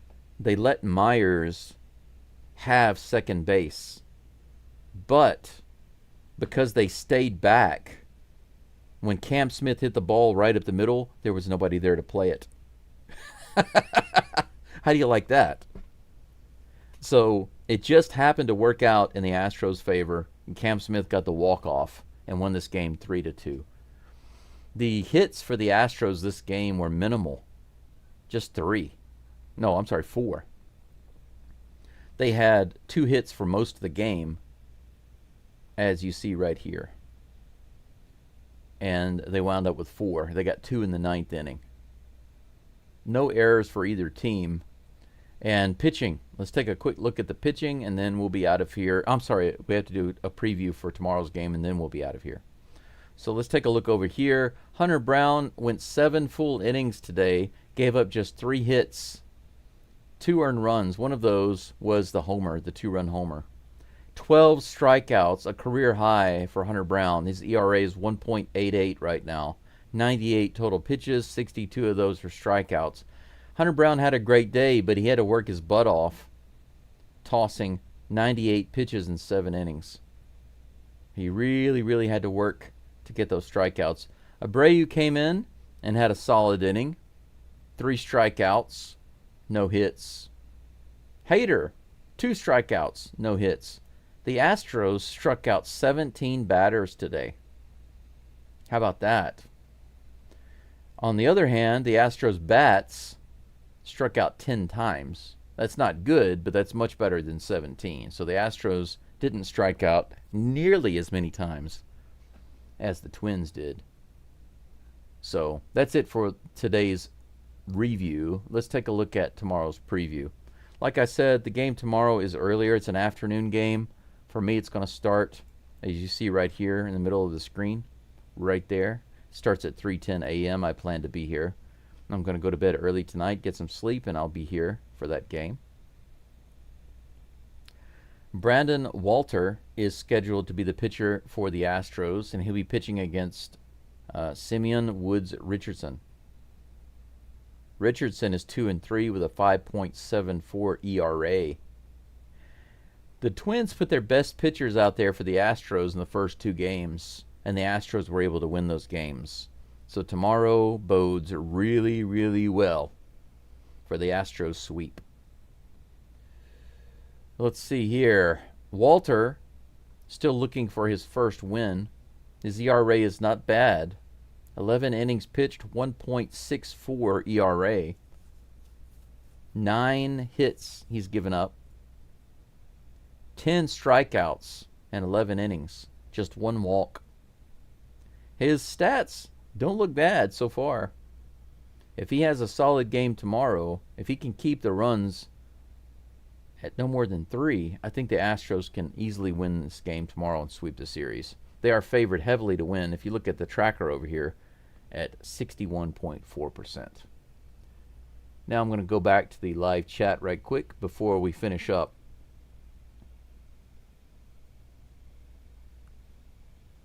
Yeah, DeLion says 40-30 is wild. That's right. Houston says hello, Japan. Konnichiwa. Jordan says, let's take first place and hear everyone cry. It's not fair. We lose our stars and still winning. That's right. We keep losing guys. We lose pitchers. We lose hitters. And how do we respond? Winning. Just winning. Yep. And yeah, that's right. Sergio, thank you. He says, welcome to the chat. Houston, Texas, Dave. Yes, welcome to the chat. Thank you for being here. Thanks to everyone for coming in, being here. Astros confidence is indeed growing. Dave, that's right. He finally woke up. Yep, that's right. Sergio says tomorrow's game's at 1:10 Central. Yep, Central Time. That's right. That's so early for me, Diane. Yes, it is. It is early. But it's okay. You know, it's kind of a double-edged sword because for health reasons, I'm able to do it. Which sounds weird. Why would I be able to get up at that time? For health reasons. Well, it's because I can sleep at any time during the day. At night or during the day, if I feel sleepy and tired, I can just literally go get on my bed over there and lie down and go to sleep. I'm out in the countryside. There's nobody here. My life is a double-edged sword. My life has some extremely good things. I don't want to say good things. I want to say extremely beneficial and lucky things. But at the same time, my life has some extremely challenging things. So I just want you guys to know right now, guys and girls, how much I appreciate you. The ones who are still hanging in right now are my solid core, I think, the people who are still listening in. So you get the special message. The special message is that, recently I have been really fighting. For those of you who understand religious terms or biblical, not religious, but biblical terms, you could say that I am in the wilderness right now. Recently, I was being very philosophical and thinking about life, and there are basically three different areas of life where we can be. One is we can be in Egypt, which means to be a slave. We can be a slave to the world, a slave to our feelings and our emotions, and a slave to negative things. We can be living in that. But it's a choice. The second state that we can exist in is the wilderness, right? Where we've come out of slavery and we are free. We are free, but it's a period of time of like purging and faith testing that we have to go through. And during that time in the wilderness, you absolutely must be purified. The old man, the old woman must die. That old way of thinking must die. And that's the second place where you can exist in your life. So the first place is slavery in Egypt. The second place is wandering in the wilderness and going through the purging and the cleansing and the old generation dying off, which is the old thoughts and ideas. And then the last location is the promised land. And the promised land cannot be entered in your life unless you put to death that old person, your old beliefs. That whole story is one big metaphor, and that's the way you have to look at those stories in the Bible if you really want to learn what those stories really mean. From the overall big picture to the details, it's all the same. It all tells you a similar story. And I just want you guys and girls to know that right now I am really, really facing a challenging time. In every area of my life, I am alone. So being here with you guys means a lot to me right now. It really does. Being able to come here, and to me, yes, I love the Astros and I love the games and I want them to win and do well. It makes me happy when they win and it bothers me when they lose. But at the end of the day, it's just a game, right? It's just a game. And so I do my best not to take it too seriously. I care about it and I present it in a way that shows I care about it. But right now, it's giving me an opportunity to have something, some kind of connection, and I appreciate you all being here and helping me with that feeling of connection, because it hasn't been easy for me. My health, my finances, my relationships, literally all of the above.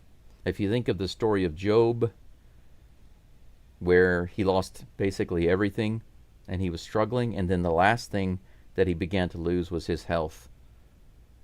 And his own wife told him, just curse God and die, right? He was in such a miserable state.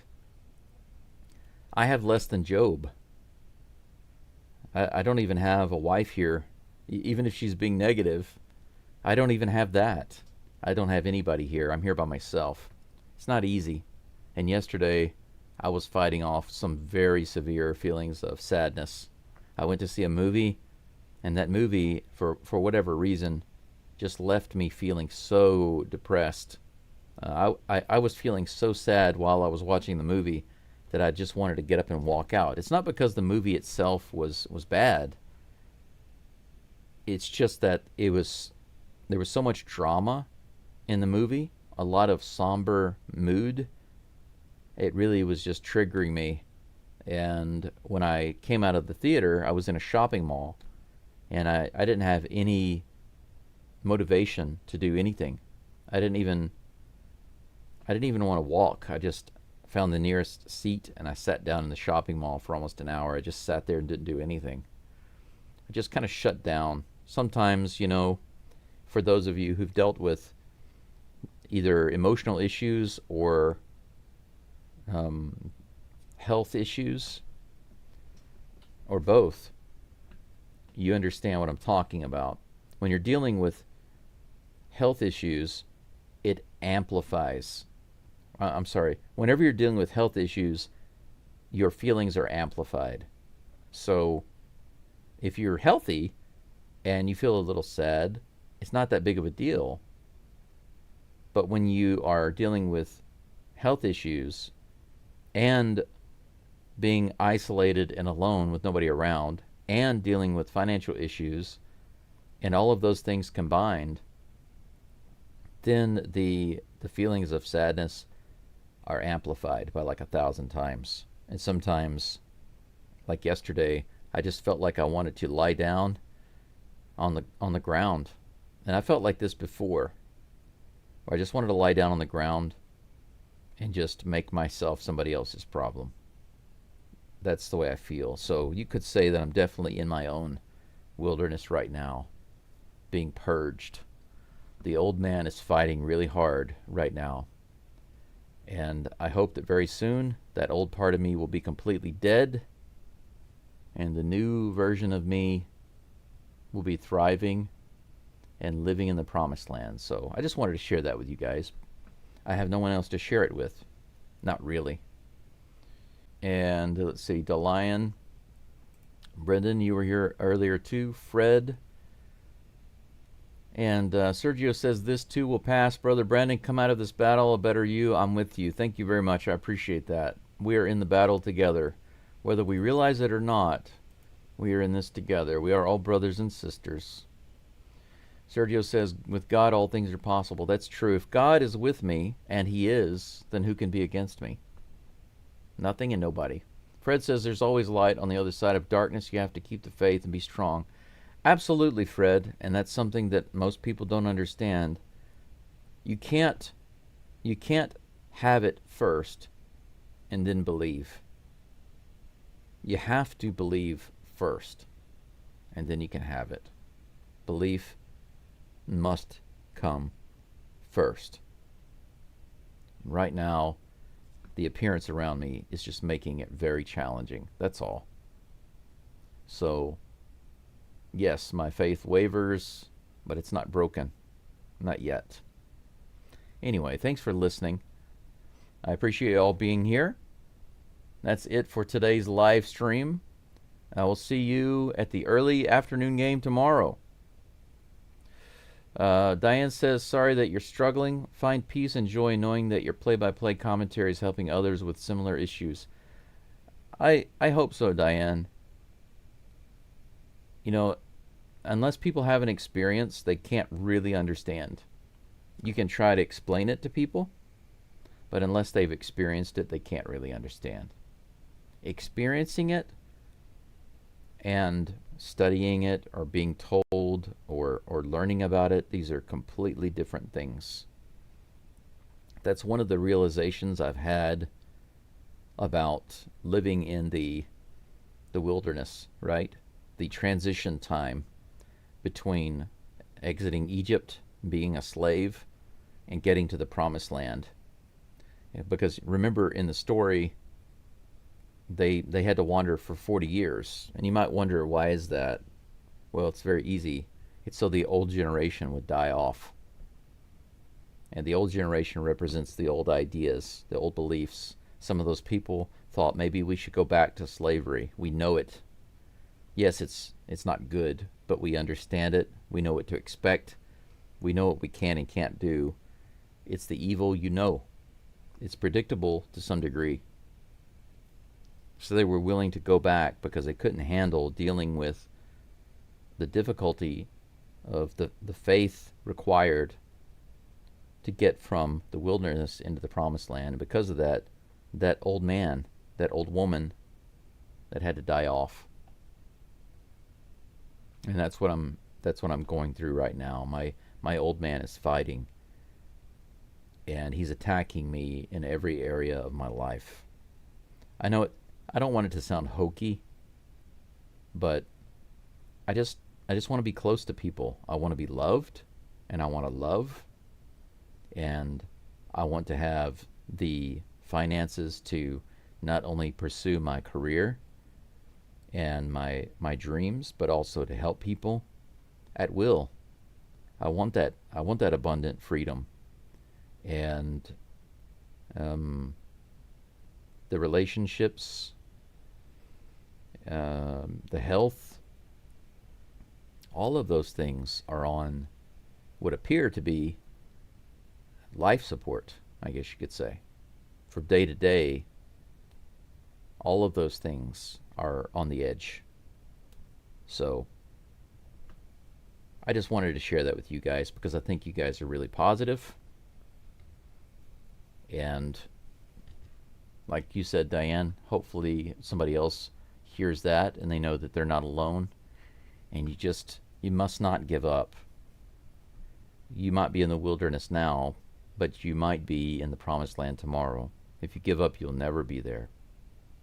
You have to keep going.